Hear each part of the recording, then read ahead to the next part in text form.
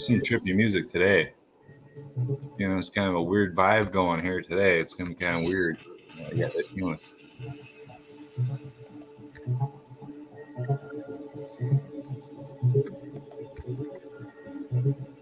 Kind of scary when I can hear you just clicking.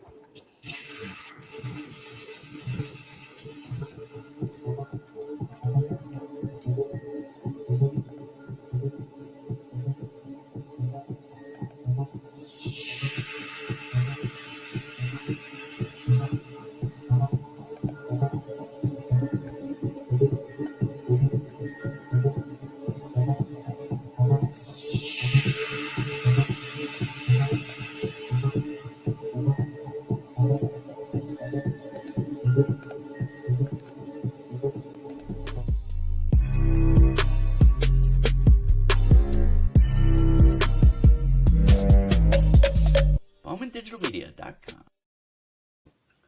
Hey, good morning, everybody, or I guess it's afternoon officially here in California. So, good afternoon, everybody. Mike and I are here. We got some people popping in the green room that are ready to participate. We'll bring them on in a second. Virginia and Mike, I see you.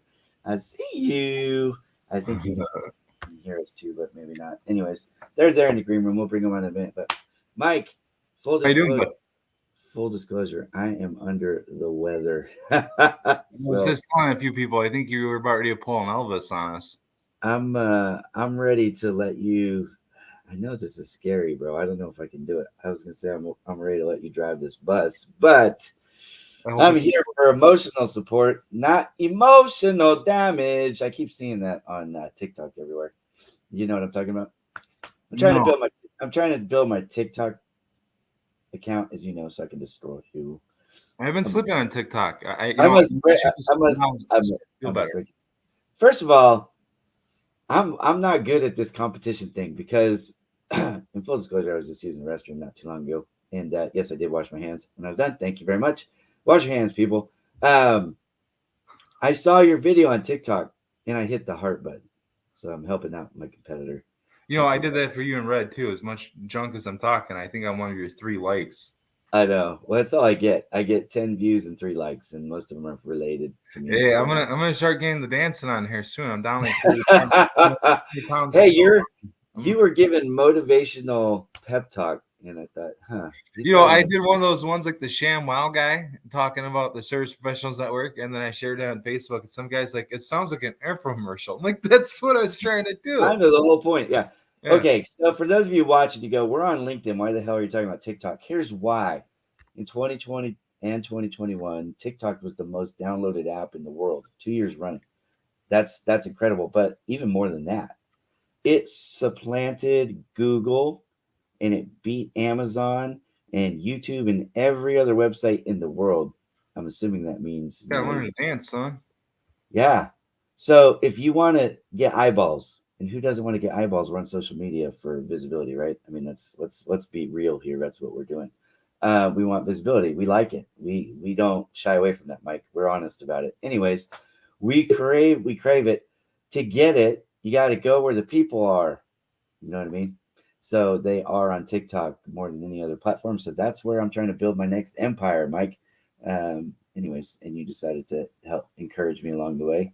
Jay is trying to join us. Jay, just so you know, I can't see you, my friend. When I bring the other guests on, which I'm about to do in just a minute, as soon as we're done with our intro here, I will not bring you on if your camera is not working. So try to get that squared away. Otherwise, you might want to bounce out and kind of bounce back in. Sometimes that helps. It's StreamYard is the program we use. Typically, user-friendly, works pretty well, but every once in a while there's a glitch. So might be an opportunity. Are you live on Facebook now too? Yeah, we're live on Facebook, YouTube, and LinkedIn. Where can we find that?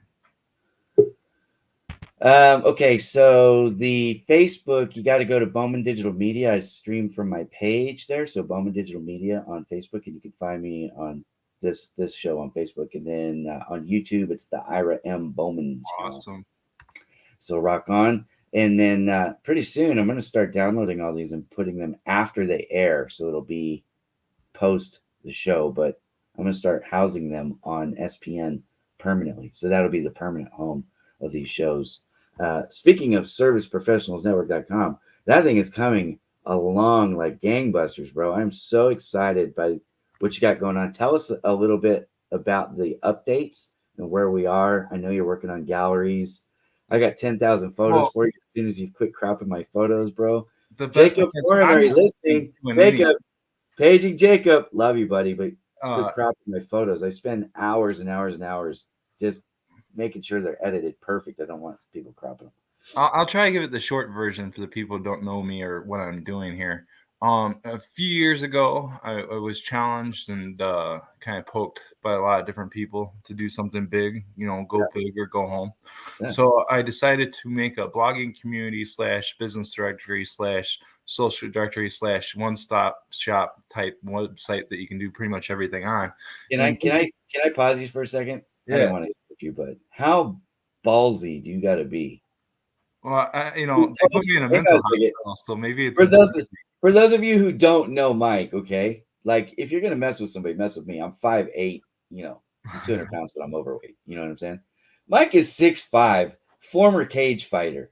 Okay, not like I'm gonna do this in my garage. Like this dude's actually been in the cage 6 times. Now he did lose 3 times, so he's not like Yeah, I got my undefeated. ass pasted a few times. But, Thanks for bringing that up. but My dad watched that one too. It was great. most people don't have the balls to get in that ring. I'm just curious how big a sack a guy's got to have to poke you. Like, I mean, I tease you all the time, but we're 2,000 miles Well, I away. mean, you get, I think everybody gets it to some degree. You know what I mean? Like, nobody can be a prophet in their hometown, right? So, like, Yeah. I mean, unfortunately, like even your own inner voice is a harsh critic most of the time. You know what I mean? So, Yeah. like, really, the people that know you the best are going to be the first ones to tell you, hey, losing some hair, or hey, gain fat. Yeah. I mean, the people closest to you are the first ones that say something bad most of the time. So, you know what I mean? Like when you go out and you're like, hey, I'm going to build this huge website, and you're kind of a dunce about some things, everyone in the world's going to tell you that you're going to fail. So, I mean, like eventually everybody kind of just poked me about it. But now, I want to come back to this. See you when Mike's done. We're going to come back and talk about this comment for sure. Keep going, Mike. Sorry. oh no, that's all right. So yeah, now the best thing is I'm back to networking full time, basically since our talk first time since like 2018, 2019, because I started researching how to literally went to YouTube and started searching how to build a social media site. Now I don't have to do any of that, and my buddy Jacob Warren with Warren Research is fixing everything. So basically, I built a big stack of needles. He's reorganizing it in a way that makes sense. So over the next 2 weeks, he's going to kind of bring my vision to life. So I'm excited about that. I'm excited about it, man, because your platform. It's funny. A lot of people they just don't get it. Most people, and I know this for me too, right? Like you remember when I launched Project Help You Grow. In fact, I even remember getting some static from you about it, right? But What I got is it? I got so much grief for starting Project Help You Grow because I'm not. I heard this the other day, and I'm like, you guys are so like there are people that are so narrow minded they just can't zoom out and see the big picture. So what I was hearing when I started Project Help You Grow I don't know was, if I gave you grief or wished you good luck more than anything, because it's well, a you did both. You did both, but that's all right. After I started rolling, you were on board for sure. But here's the here's everyone's the, on board here's then. here's the thing. Okay, most people, like you said, they only see you however they've always seen you. They can't see your inside your heart, your desire to become something more, and they certainly don't pay attention to your work ethic. I make no bones about it. So many people say they work hard. They're the hardest worker in the room, and they're full of crap. Work with me sometime, and you'll figure out what a real work ethic is.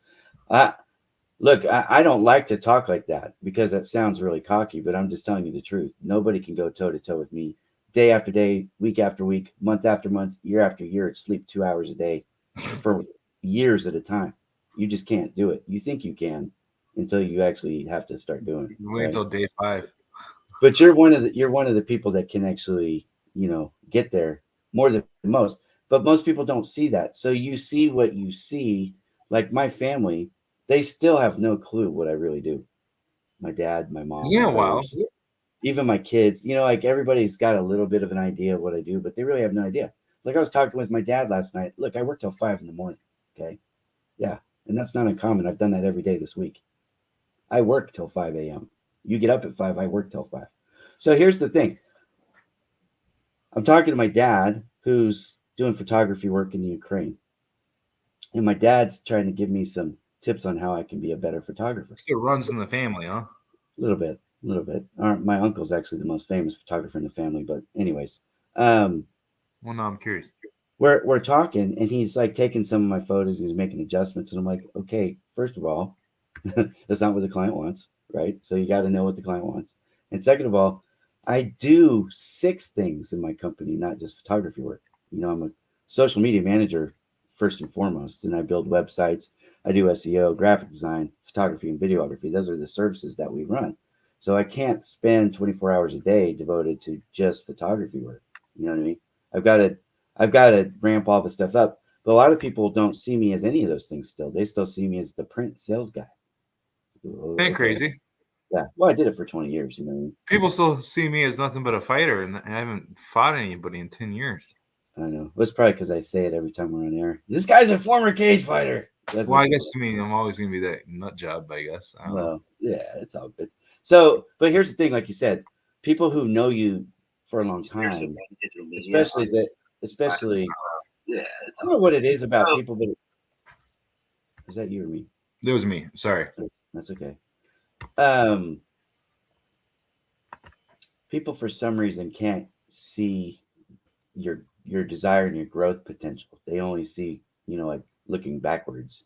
And I'm more of a looking forwards guy, and so are you. And I like that about you. I think that's why we get along so well. Anyways, we got all these people My on brother's like that too, my twin. Other than that, like I think the 3 of us are simpatico that way. Yeah, for sure. Yeah, and I get a lot short memory like a goldfish on some things, I think you need to have a memory when it comes to lessons learned. Okay. Yeah, it's But weird, right? You remember the important stuff, but everything else is kind of like in and out. Well, it's just like algorithms. You and I both know these algorithms change consistently all the time with no warning. And that's because people like us break it. And some people are out there still teaching, and I'm going to use air quotes here, these gurus are teaching stuff that was true 3 years ago, but it's no longer true. Because you actually do that and you're hurting yourself. But here's the thing: just be careful. When you're looking at people. Actually do that and you're hurting yourself. I keep hearing. So, sorry, I gotta close everything.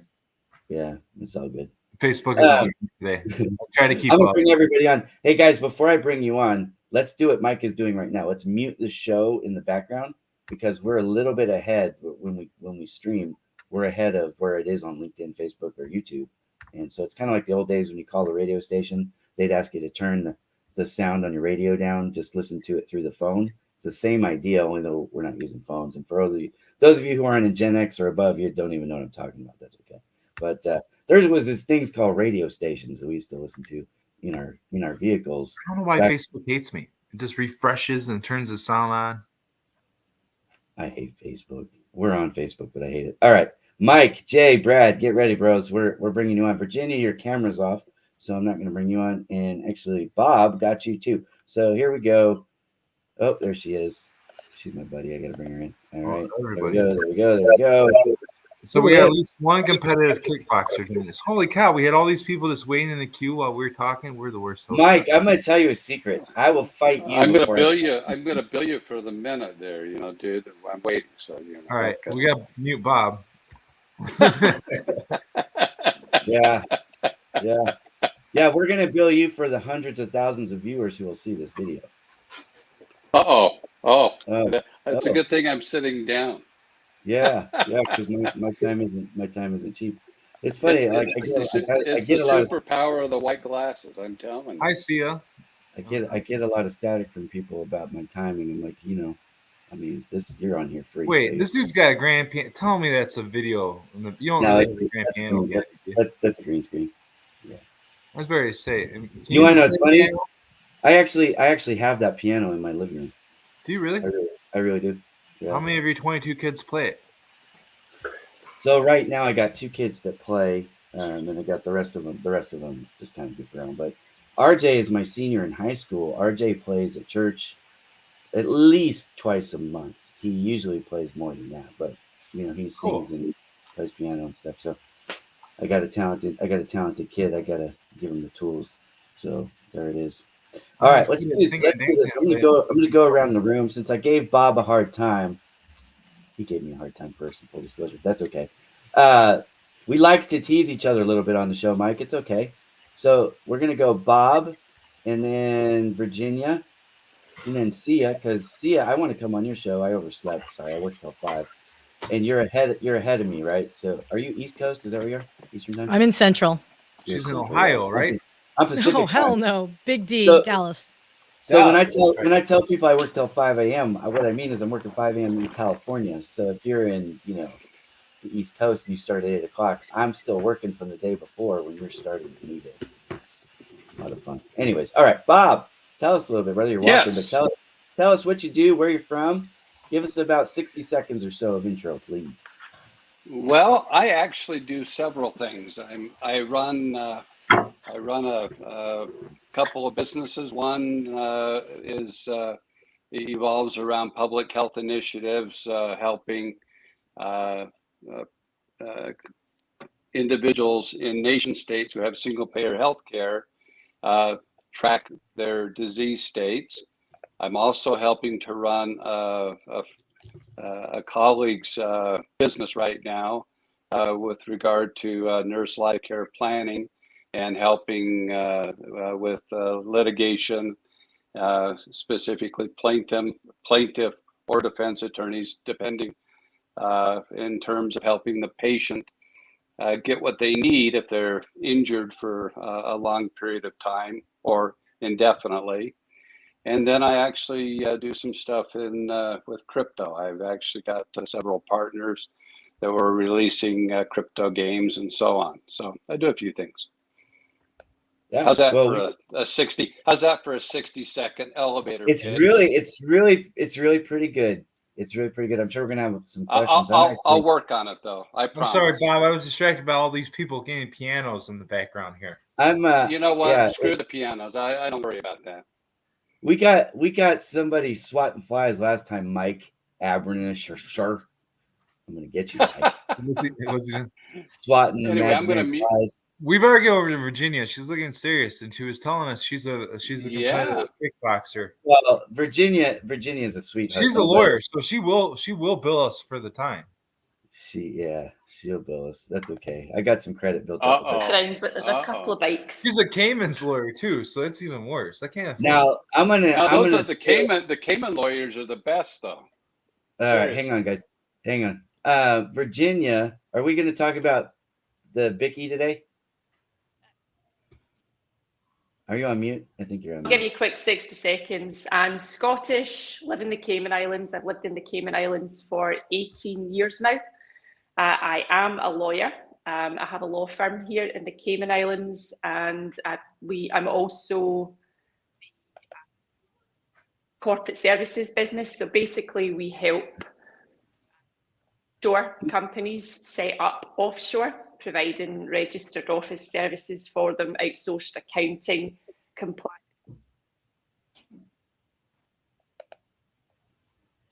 Virginia, hang on a second. We're losing half of your audio. I don't know what's going on there. I don't know if it's the AirPods but it's breaking in and out. Let's see if you can figure that out, and we'll come back to you. Brad Emery, you're new to the show. Say hello, brother. 60 seconds. Tell us who you are and what you do. You caught me on the hop there. At the moment, I'm focusing on building out some affiliate programs that are free into low-income communities. So that's my pet project right now. For my day job, I do consulting in the insurance space. So I work with a company in South Africa that's trying to get into Asia at the moment. And I do work with retailers in Asia, helping them to sell insurance products. So I can go in a lot less than 60 seconds. Wow, that's pretty cool. And I've known you. I think I've known you the longest of anybody on the stage. I think I've known you the longest. So I just want to it's been a while, yeah. Yeah, this is a guy who's watched me. Mike has too. Mike's watched me grow the whole time, but Brad's also been connected with me the whole time. So they saw me go from obscurity to building this giant apparatus mousetrap thing that I call my LinkedIn profile. But anyways, appreciate the support and friendship throughout the years. It's hard to say that humbly, isn't it? Well, I mean, look, I don't try to brag about stuff. It is what it is. I mean, I went from nothing to where I am. So, Sia, you're also new to the show, and you're somebody that First of all, I want to give you a shout out because I appreciate the energy you bring to social media, and I think more people need to emulate that because look, Mike and I actually, if I'm just going to be completely, look, I don't have a lot of secrets when it comes to what I'm doing on social media. I'm here to make money. I make my full living on social media, okay, and I make a good living at it, but it's hard work. It really is hard work, and to do it, you got to have a team. Okay, so one thing that people just don't seem to want to understand is if you are doing social media and you're trying to fly as a solo sport, like you're a wrestler, like I grew up wrestling. Okay, wrestling is a solo sport. Yeah, you're on a team, but when you're on the mat, it's you and the other person. I was about to say guy because when I was wrestling, it was just guys, but now it's mixed, and that's a good thing too. Okay, so we've progressed a little bit. But here's the deal: you got to have. It's more like a football game or a basketball game than it is a wrestling match in the fact that you need a team, and you're somebody.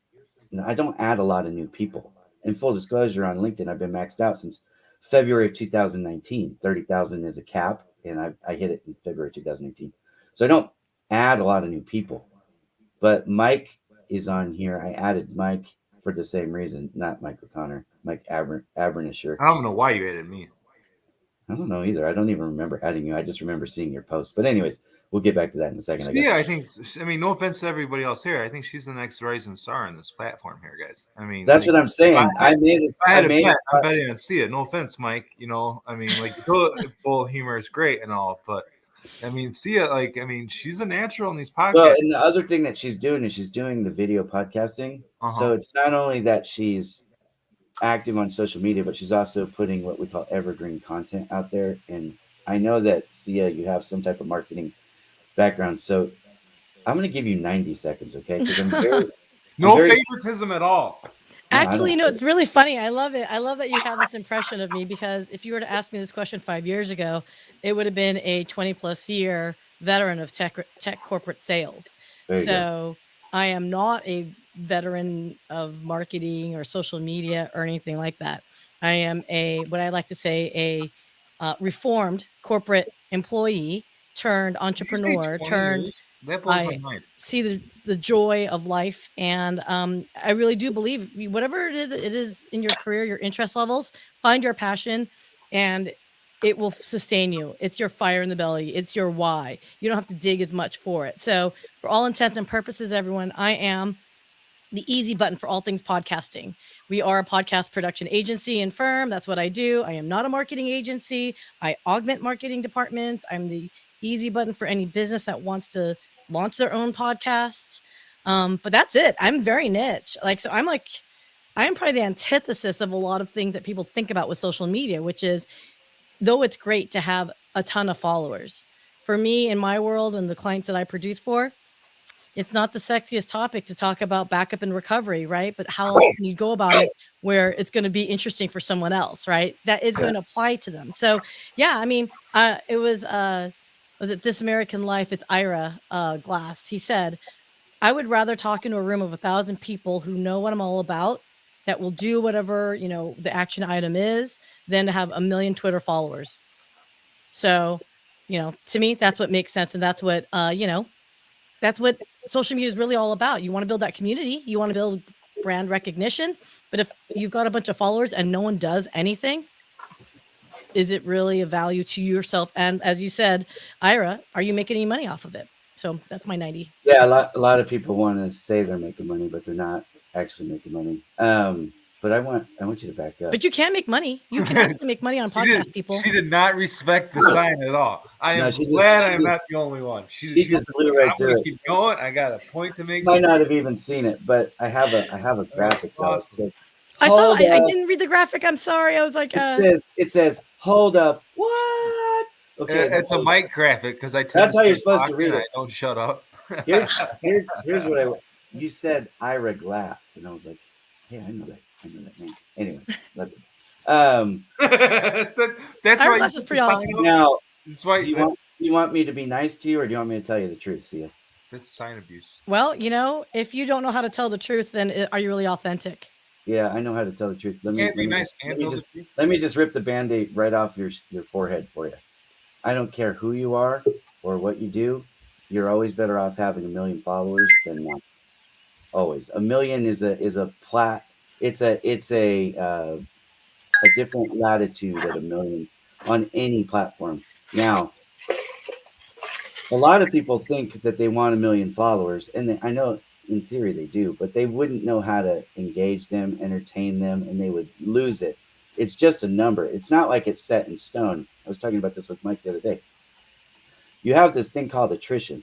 Okay. So one of the things that you learn as you grow, if you're trying, is how to engage and maintain the audience that you get, because they come and they go.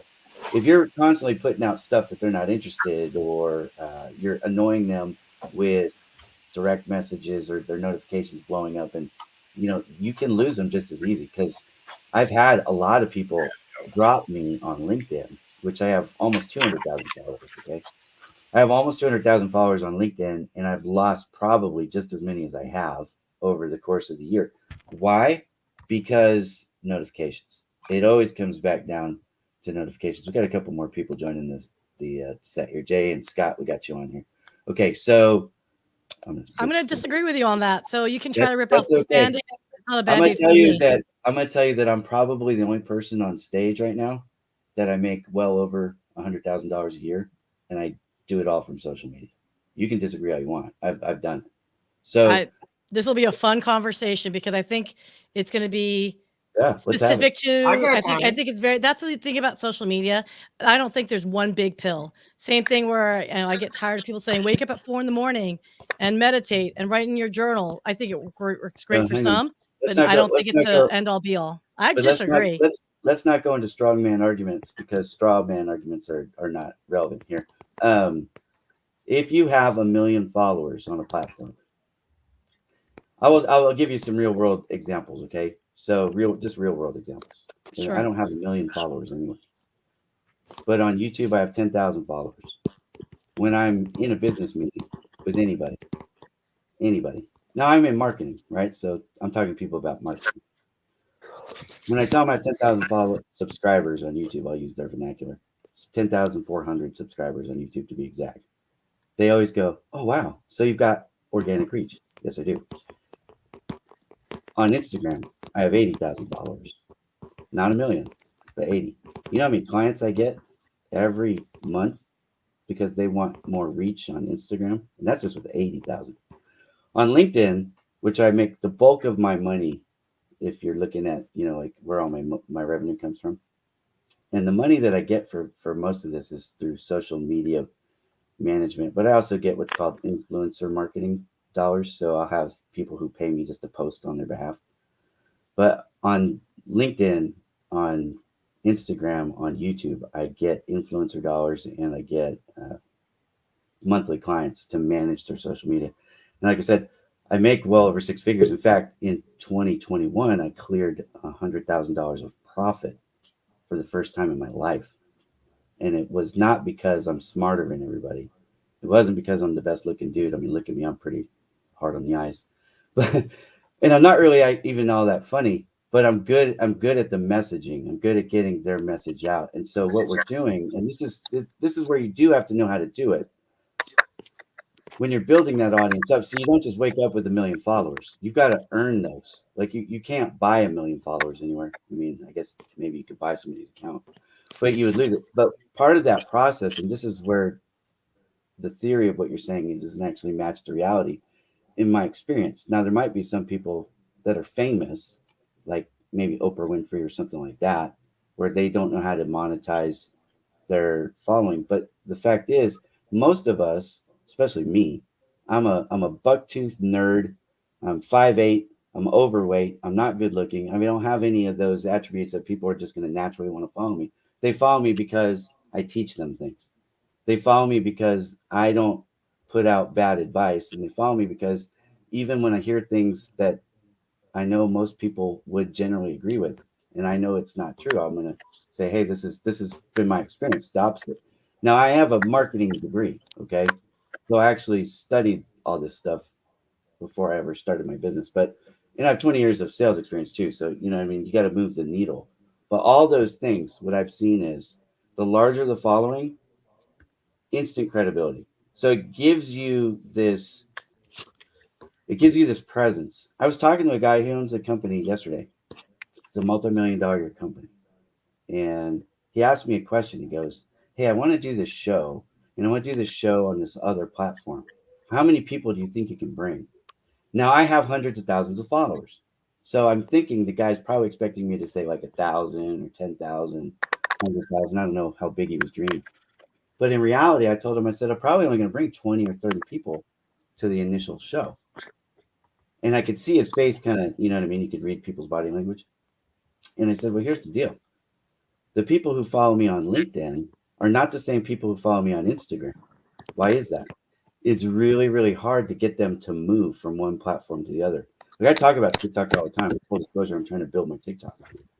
But I have 400 followers on TikTok. That's how awesome I am there. You know what I mean? Like 400 followers. I'm not making any money on TikTok. So you got me there. But the fact is, I do make money with far less than $1 million on 3 platforms. And as you grow, what I keep trying to get out and I stumble on my own words here. As you grow, you learn, if you're smart, how to manage them and keep them. And by doing that, there's opportunities to make money in there. And there's big opportunities. And I think a lot of people don't understand those opportunities. And that's one of the things that I'm teaching my clients. In fact, I have some clients on the stage, just in full disclosure. They've paid me to do some stuff. You know what I mean? But the reason why they keep coming back and using me is because what I do works. And far less than 1 million. If I had 1 million followers on any platform, you could say Pinterest, you could say TikTok, you could say Twitter, you could say Facebook, you could say Instagram, you could say Snapchat, you could say WhatsApp. I don't care. Any social media platform, Service Professionals Network, any platform, if I had 1 million, I wouldn't have to do anything else. Now, that's me because I know how to manage it. And I will concede your point that followers who don't do anything are not nearly as valuable as people like you who do something. You are a great networking partner. So that's why I made a spot for you on my platform. So I don't mean to beat you up too bad. But I love this conversation, and I love it because a lot of people, I think, if we were to survey the crowd, I think more people would agree with you than me. But the fact is, if we had a knockout question, and the knockout question being, have you ever had at least 6-figure follower count on any platform? Most people, if they're being honest, would have to say, no, I've never had that many. And so my question to you is, and if you've never had that many, how do you know the worth of it? Because I had no idea how much social media could impact my life. You talk about you don't have a marketing background. I don't have a media background. I was in print sales for 20 years. I sold print related stuff and I sold it in a niche market. But in 2020, I lost my job and I had to do something to make a living because I have 8 children. So how am I going to make my living? How I make my living is because of social media. And it's only because I built up that following that gave me the opportunity to even do that. And so I think a lot of it is how you use answer. your following. I'm sorry? I'm saying I think a lot of it is how you use your following as well. Well, yeah. I'm featured on the London Reel, Brian Rose's London Reel website, because I made I had at the time had a very small social media following, but I managed to make 76,000 in 10 days through a product that I've got.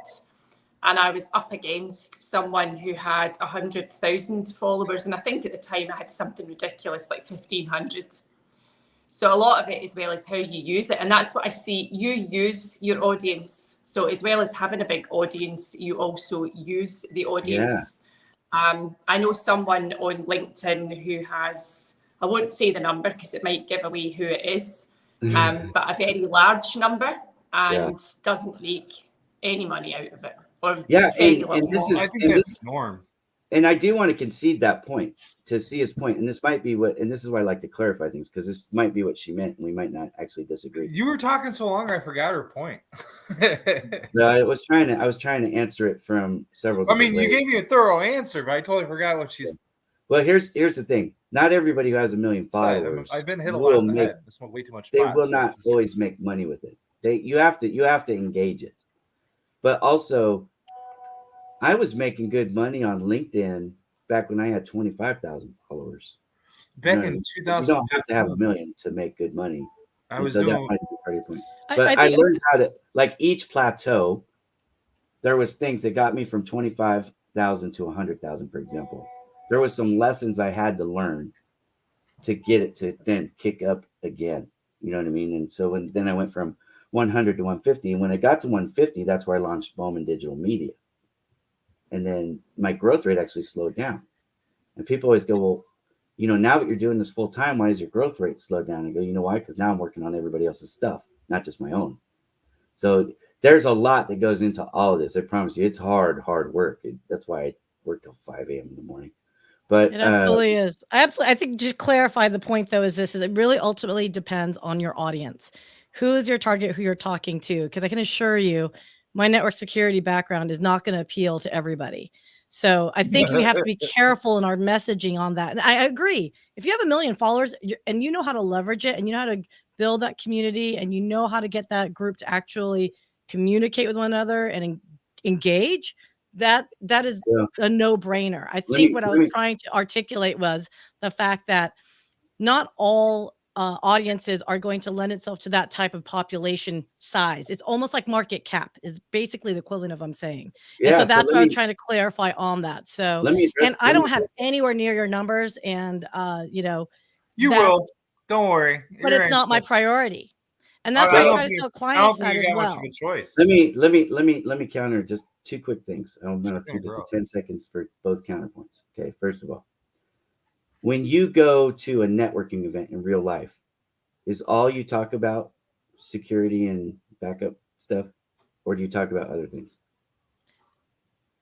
Again, you have to know what your content is and who your audience is for. Yep. Is what I'm saying.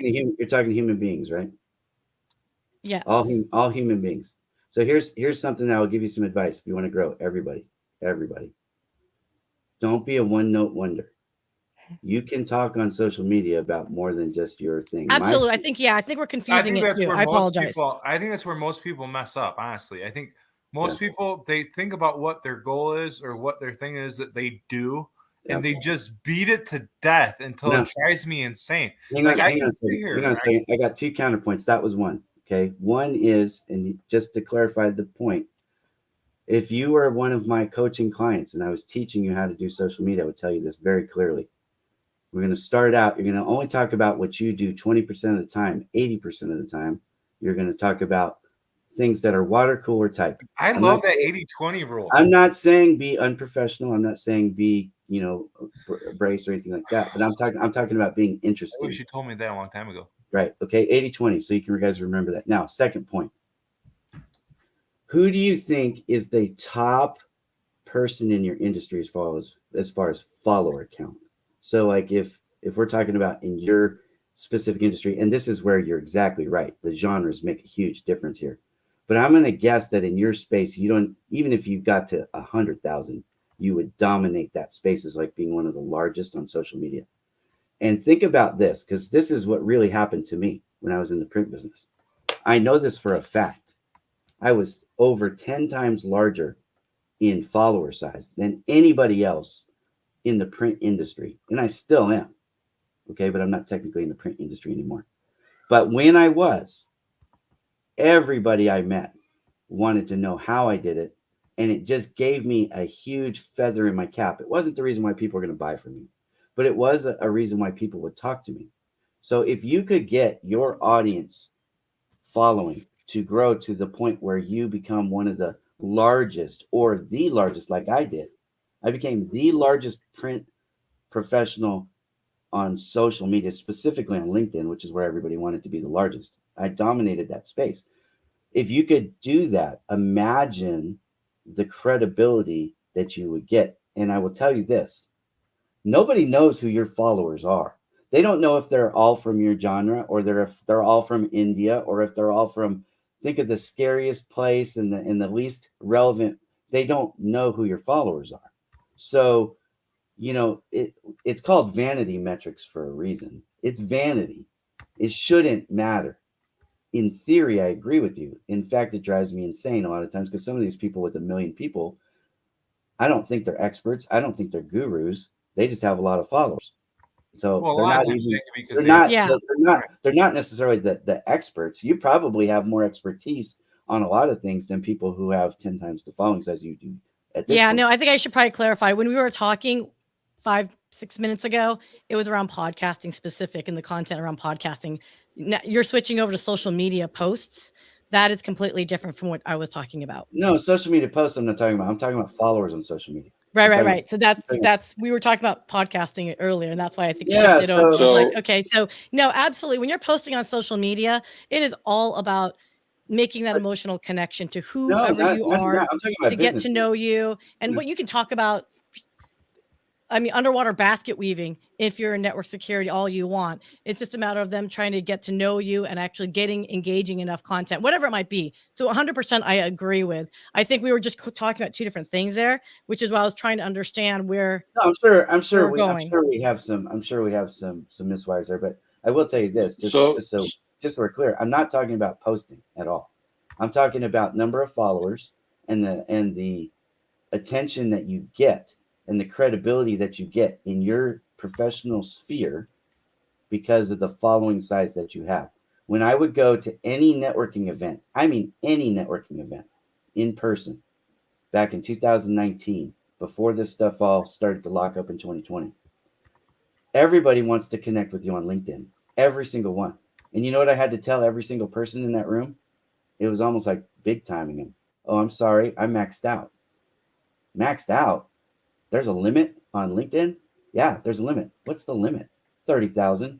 You have 30,000 followers on LinkedIn? No, actually, I have 100,000 followers. I have 30,000 connections.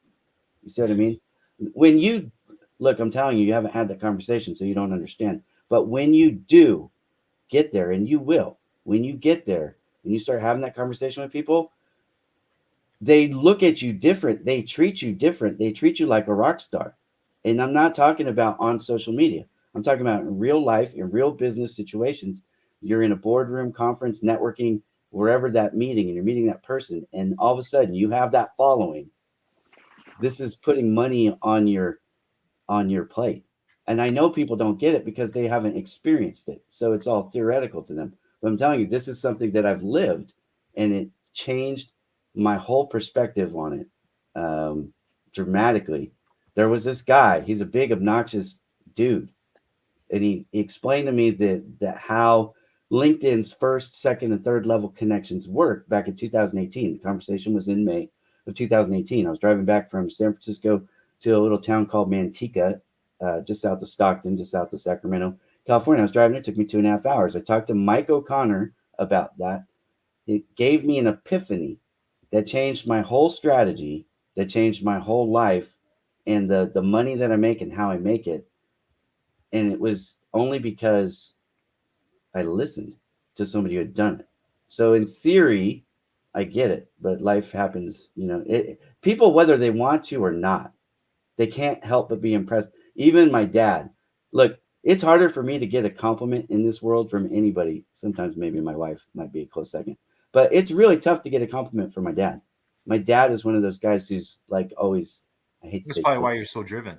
he's Cliff Clavin. Okay. He knows everything and he's done everything, and you can't get a smile. I'm not making any jokes about running in the family here at all. Right. Shut up. Anyways.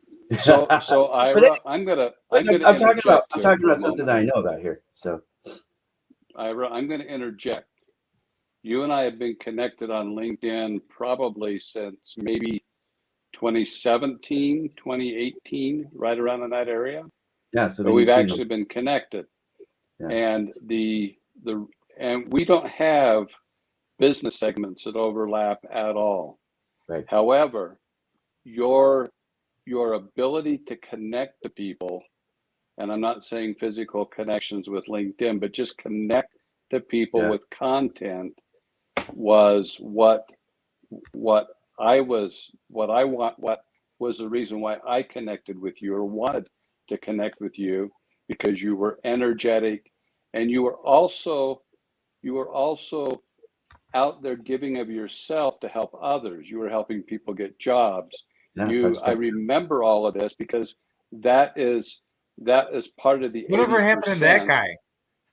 I know, right? And then do that the same every way with single day. Mike. I But the still two do of it every you, I have been connected to for quite some time, and it's the giving back to the community most of the time.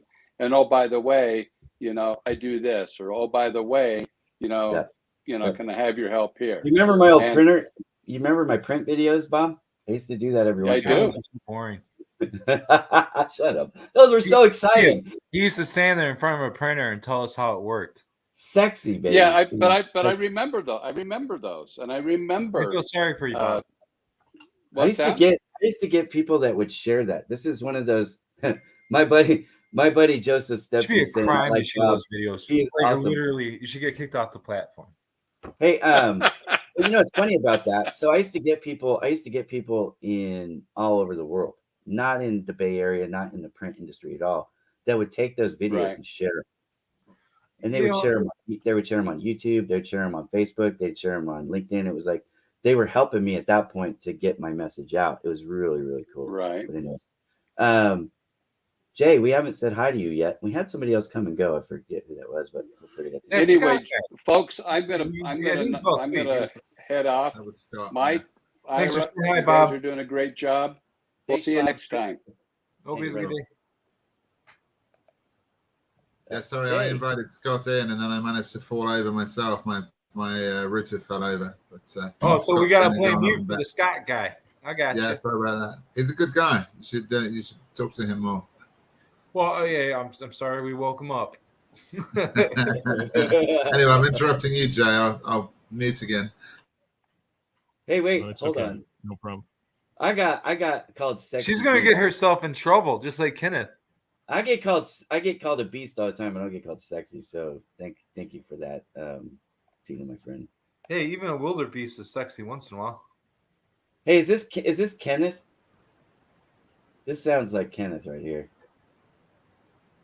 Read that and tell me you don't see Kenneth. Yeah, no. It's got to be. Oh, you know what? He's commenting on YouTube because he got in trouble for talking about my booty last time. All right. And hello Tana. Productions. That's our buddy, right? What's her It's name? not Tana. It's Tana. Yeah, Tana. I got it. Tana. Tana. God, Tana. you're terrible. Yeah, quit saying that. You're messing me up. Tana. So Not Tana. Mike, not this Mike, the guitar player from Aaron Ellis's band. I was talking to him. I'm tagging him. I did that photography shoot. You guys know. I did the photography shoot on Friday and Saturday last week for Great White, Aaron Ellis, and a couple other bands. Anyways, Shenanigans, and I'm trying to remember all the names of the band so I don't get in trouble. But anyways, I'm taking photos and I'm tagging them on Instagram. Anyways, back in the green room, he goes, "Hey, you know this lady named Tana?" And I go, "Yeah, I just met her." She goes, "She just saw me in one of your posts and reached out." I thought, that's a small world. There you go.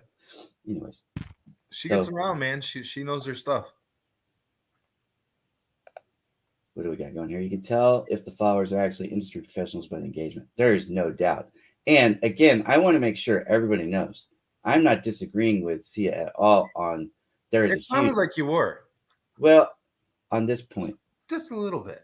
No, I disagree. I disagree with the premise, but we actually agree on a lot. And let me clarify what we agree on real quick.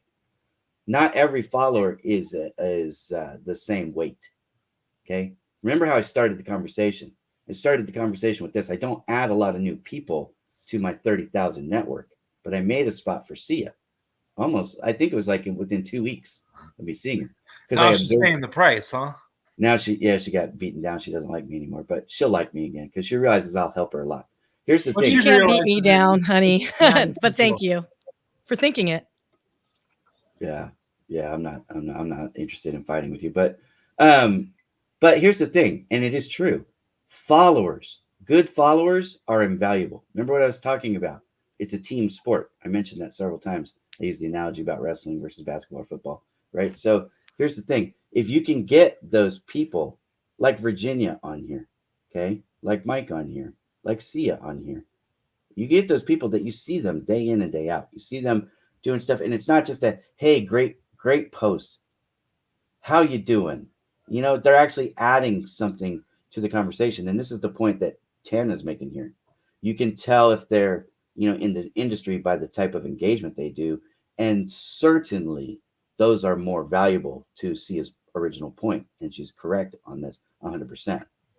I'd say even more than that if it was possible, right?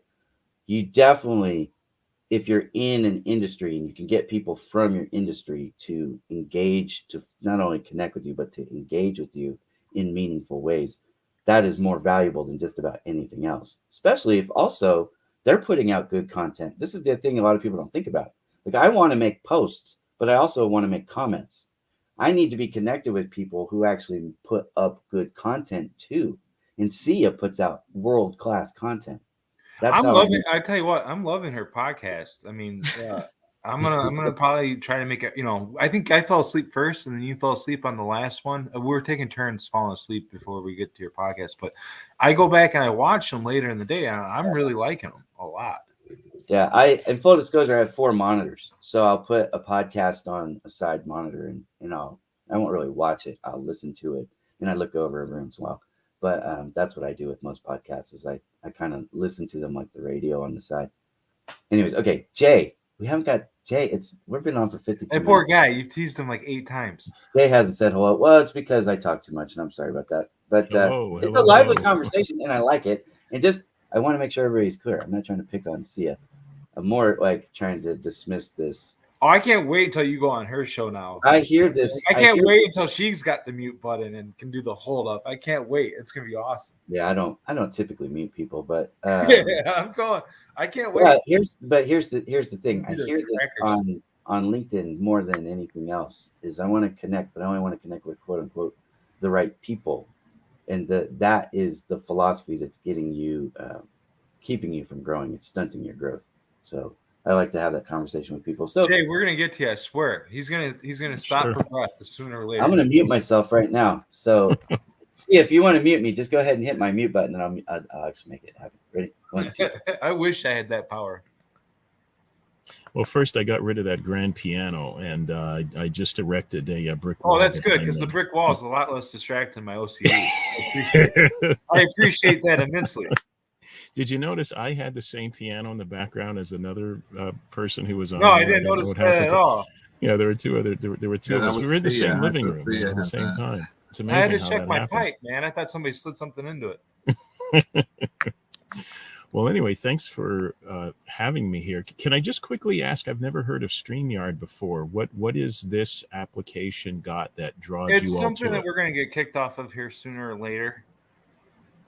No, it's fine. It's just a platform that gives you the ability to live stream and across multiple social media platforms. So LinkedIn, YouTube, I think Facebook. Yeah, most platforms will allow you to stream directly. Okay, this guy can put brick walls and pianos behind him. He doesn't know what StreamYard is. I don't feel so bad. I've never heard of it before. I don't feel so bad. Like I got my niece's bedroom behind me, so like here's where it came from them. So when LinkedIn announced that they were going to let people go live, right? They had an initial rollout. 750 people got selected to go live on LinkedIn, and I was lucky or blessed or whatever, I don't know, to get picked. So here I am. I'm going live, but they said, "Here's the thing: you can't go live from the platform. You have to get one of these." And they had 6 services that you could pick. Okay.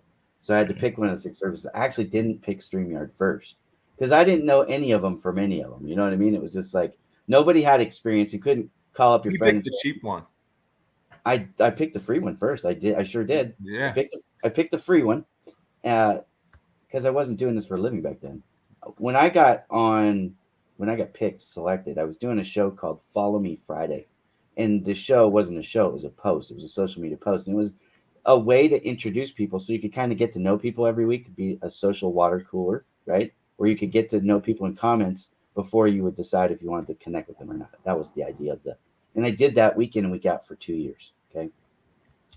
When I put in my application, my show idea for LinkedIn Live, what I said was, well, I have this hashtag called Follow You Friday.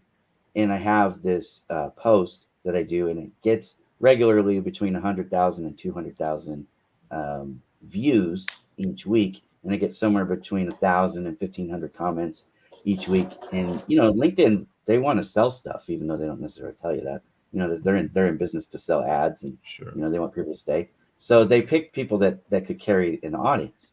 So the name of the show that I originally launched with was called Follow You Friday Live.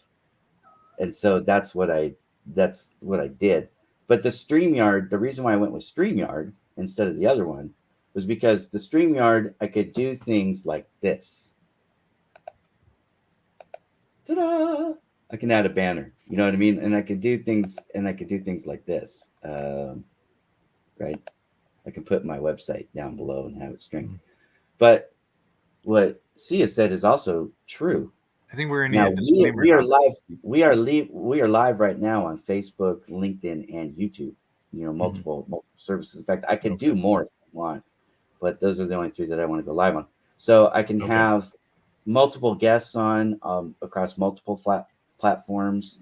In full disclosure, we use another service at our church that actually I like that too. So there's other options. But if you're going to go live on LinkedIn, you have to use one of their, I don't know if it's still choice vendors or whatever. Yeah, they've got platforms. pre-approved. Yeah, they've got pre-approved vendors that have API keys that it'll plug in. Okay. Well, look, I think I love StreamYard. I call it the, for me, multitasking made easy. You could do the banners, you could do those overlays, you can change up your background, you can play video, you can move and manipulate people around. It's kind of like the I don't want to call it poor man's. I'd say the beginner's version of using more advanced studio software. Okay. Right. So, I mean, for those there's a free platform if you really want to get advanced video skills. OBS Studio is rocking. It's easy. Not easy. Took me a while, but you can leverage those types of things if you want more intricate live streaming capabilities. But I think StreamYard does a great job. There's another platform called Restream.io. I think people really like too. Yeah, I'm not familiar with it. We use OBS at my church, and I do agree. It's a better software. It allows you to do all kinds of things like camera angles and preset camera shots and fading in and out and all kinds of, you can have picture in picture easier. So OBS is by far a better program in my opinion. C is 100% correct. But as far as I know, OBS is not on the list for LinkedIn, so wasn't an option. Mm-mm. You have to use still I think I live streamed because I wanted to toggle and switch. Unless you have a switcher, then you can use that. I mean, this is when you go down that rat hole of whole video, which is not my expertise. I play with it, but yeah, what's really interesting about this whole digital content is how incredibly, for those that embrace it, there's a lot of fun technology that's available to be able to do this. So I encourage everyone to play with it.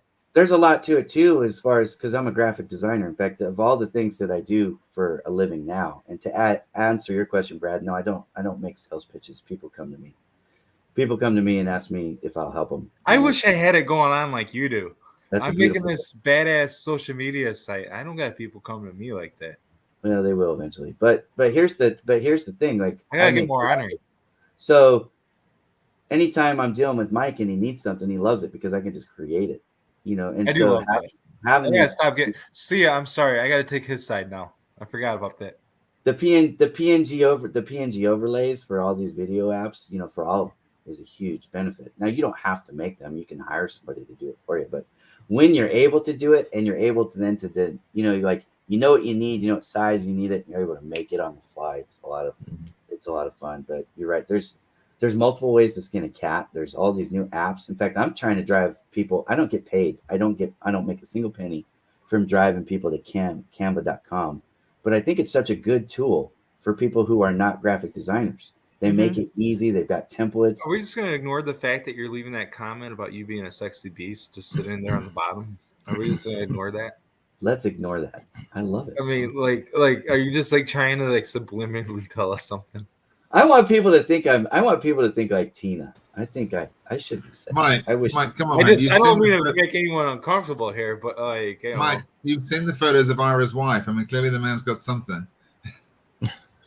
Yeah, well, he's been talking about how much money he makes. I'm about ready to start singing Love Letters.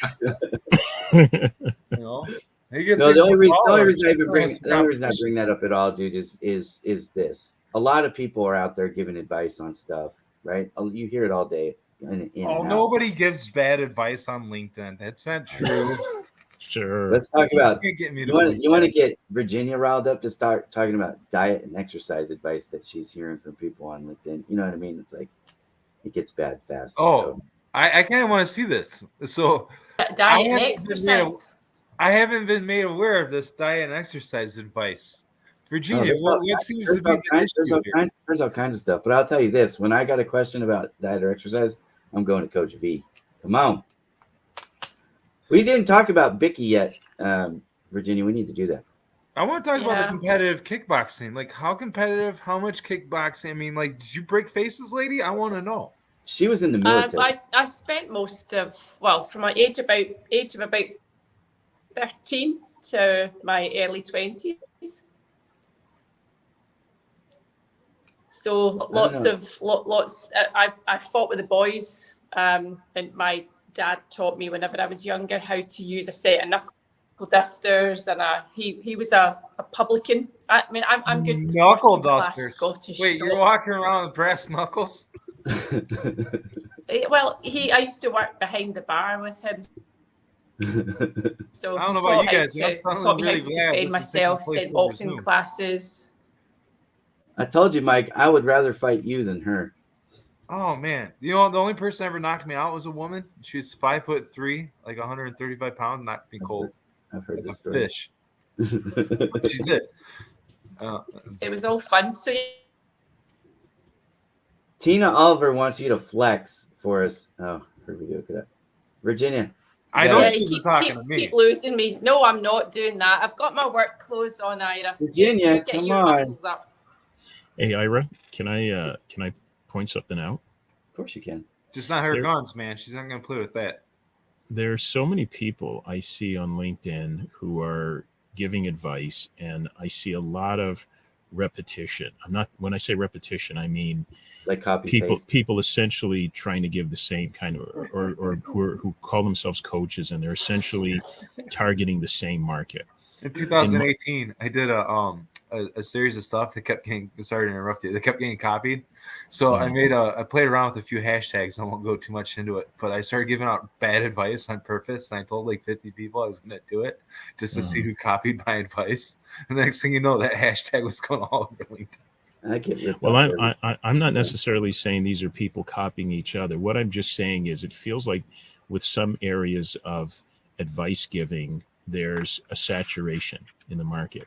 Oh yeah, 100%. And so this is what I tell people all the time.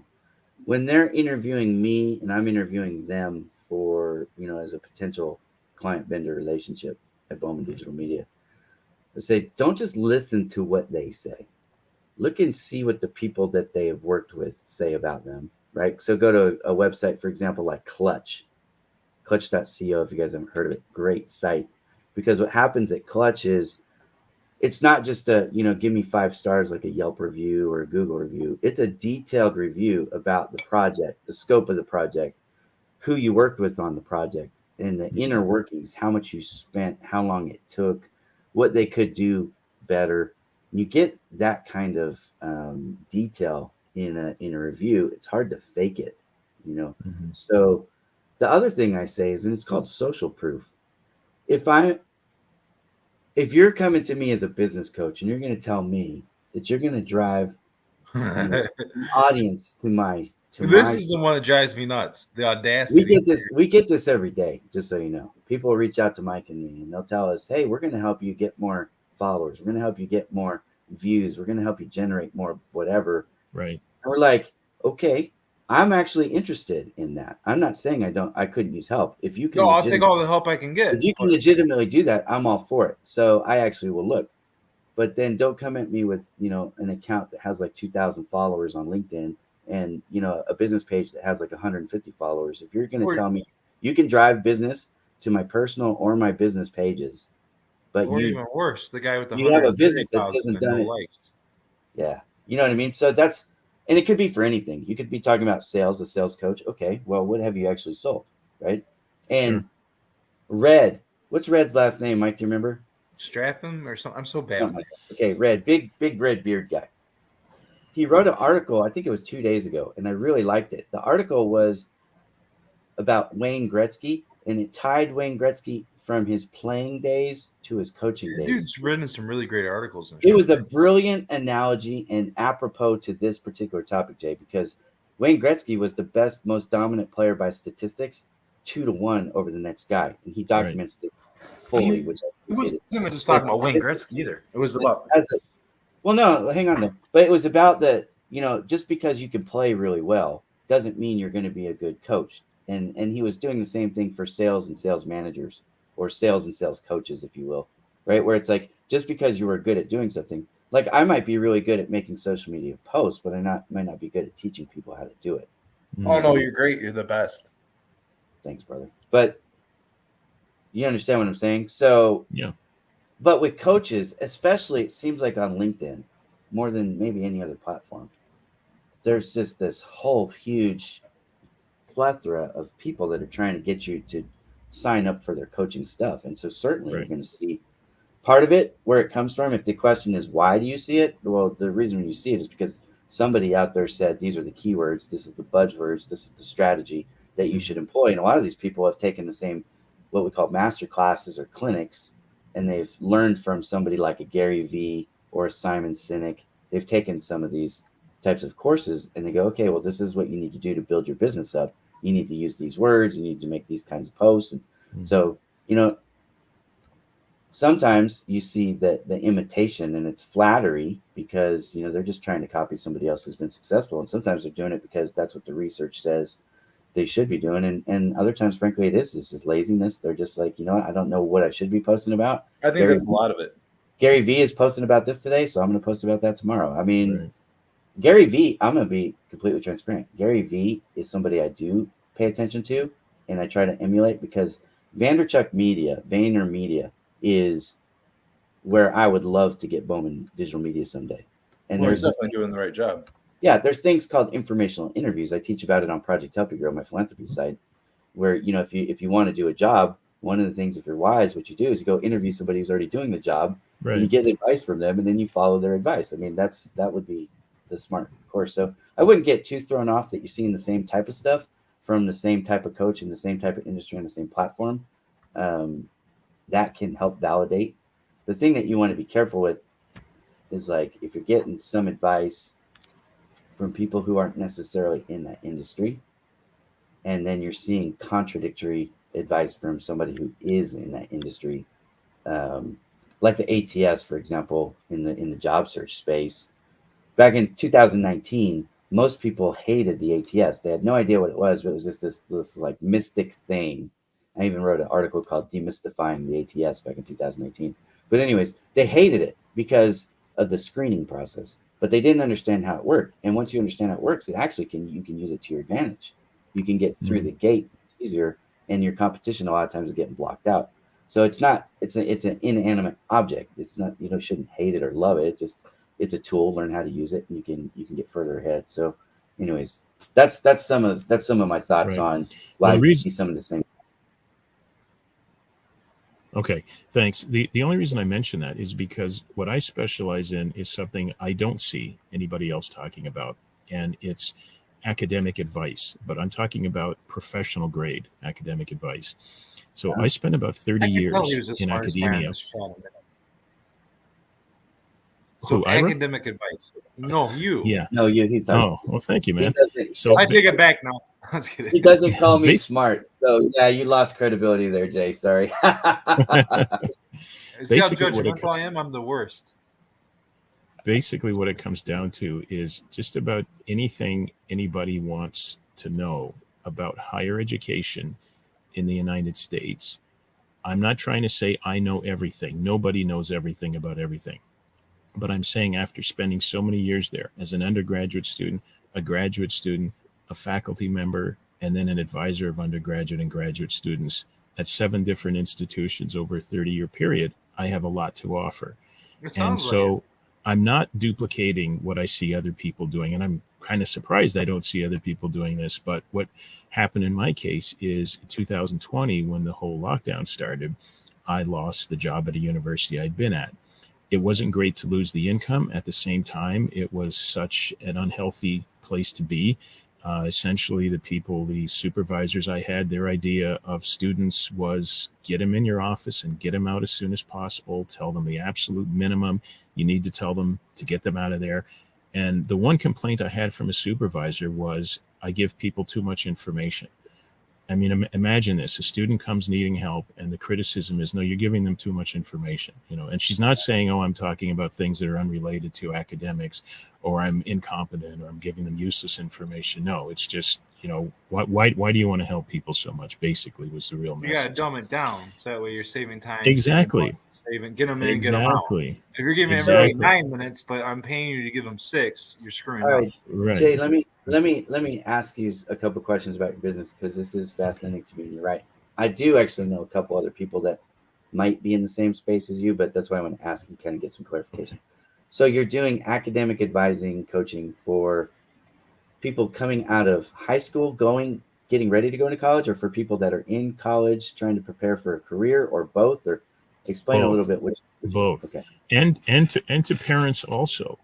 The really unfortunate thing is, if you're a parent and you're sending your kid to university because that's what you've understood is the smart thing to do, but you've never been there yourself, or even if you have been yourself, I mean, just because you've been a student doesn't mean you understand really how academia works, how to make the most of it, how to help your child find what path is best for him or her. And all of those are the sorts of things that I offer. So it could be anywhere from a high school student to someone who's in graduate school. So anywhere in between. When's a good time for them to reach out to you? Like what age? So we're talking like sophomore in high school, or we're talking about an 8th grader? It could even be sooner than that, because surprisingly, and I say this because of my background in psychology, we expect people when they enter high school to really know what they want to do for the rest of their lives, because the coursework that they're going to take in high school is what's going to prepare them to apply to university. And yet it's also true that we know from cognitive psychology that it's only around the middle 20s when people really are at that point when they can start making sensible decisions, where they understand outcomes, they understand risk, and so forth. I'm not saying people should be sitting on their parents' sofa until they're 25. I'm just saying, though, that it's a very tough position to be in if you're trying to figure those things out and you don't have a real map of what the whole environment is that you're trying to enter.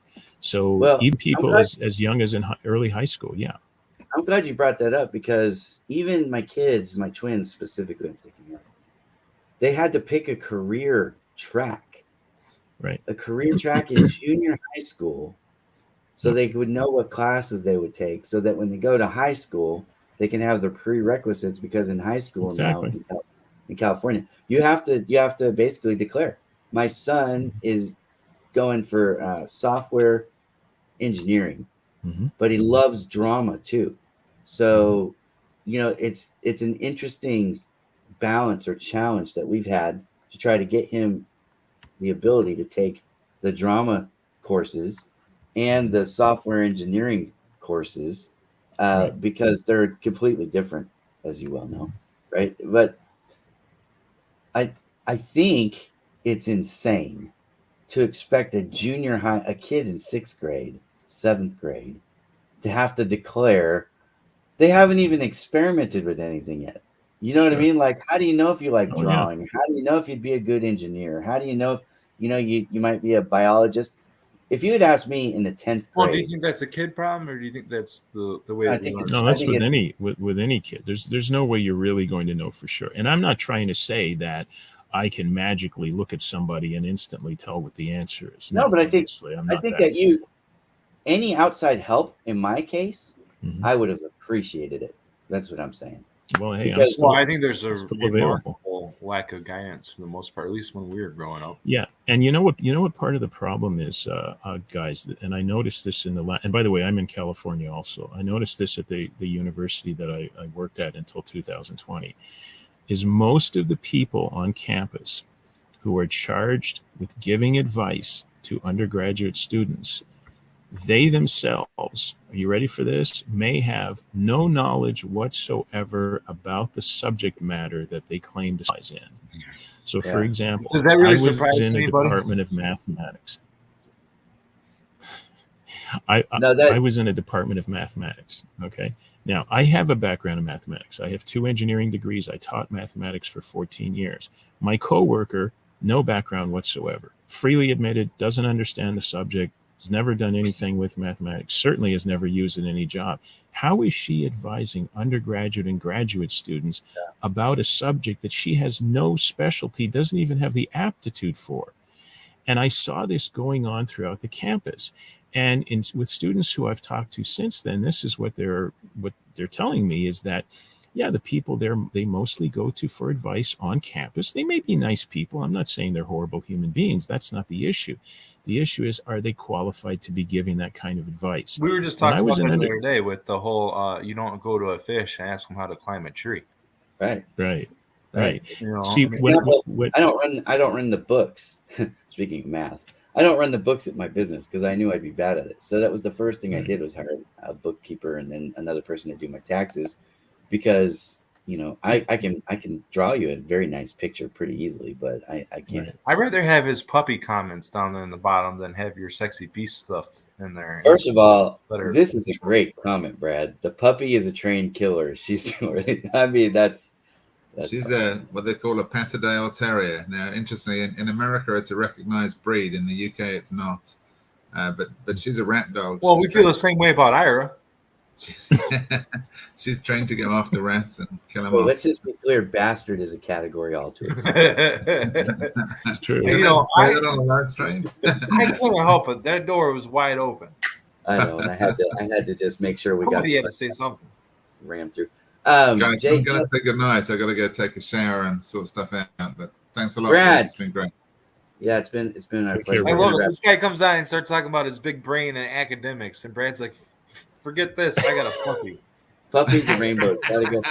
Hey Jay, Your Jay, 30 years No, got but hey, short by a puppy. Can I just say something about?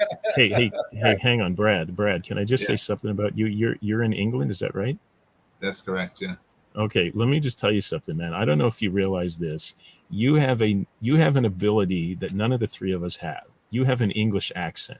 You could be freaking reading the telephone book and you sound like you've got authority. Okay, so don't forget that, man. Of course, in England, you're not. Say, Gonna I be just the want to things. pick you up on something. That's not an English accent. That's how English sounds.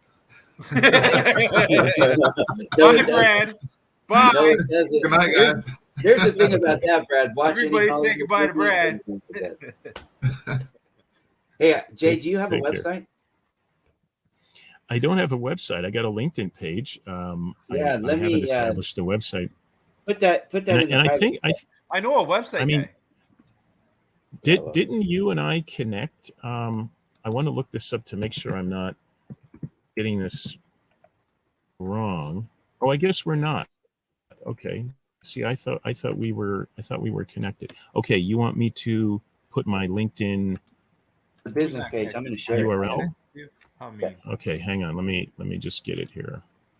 Yeah, so what I'm going to do, because I'm fascinated by what you do, I'm going to check it out later, but also I want to promote it for you since you're here on the Oh, show. thank you, man. Hey, I So appreciate that.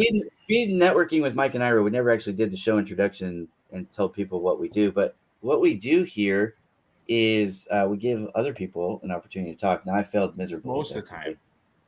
Today I got off on a tangent because I didn't notice. look, I just hear it all the time from people that have small networks, that having a large network doesn't matter. And it's like, well, have you had one before? Right. Because if you've had one before, I promise you wouldn't say. I've Wait never till heard. you've had one and you lose it. That's worse. Yeah, but I've never had somebody with a large network say having a large network didn't help. There's literally, I mean, Sure. besides people bugging you with the messages and occasionally getting your phone number out there, there's really not a lot of downfall. You know what I mean? Hey, do you have a business page, or do you just have this? I've just got the LinkedIn page right now, Ira. Okay, so that's let okay. me- I'm gonna share it, but I'm gonna show you guys a little stuff behind the scenes. Let me share my screen. I'm gonna put this up here and hopefully some more people come on up. Okay, so this is Jay, but this is your personal. This isn't your This Well, isn't your business. that is my business. I mean, it's me.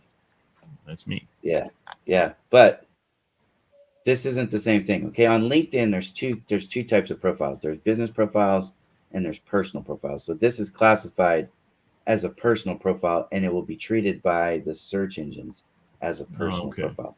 Let me show you the difference. Okay. So Okay. when you go on,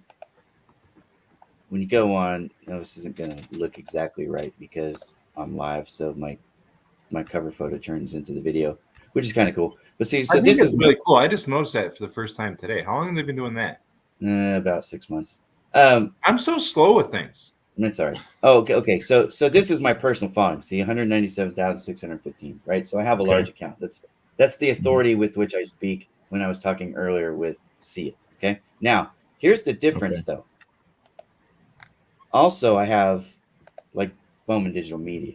Okay. Bowman Digital Media has its own page. It looks a little bit different, but here's the thing. It has also its own metrics and it has its own following. So this one has 4,180 followers. Okay.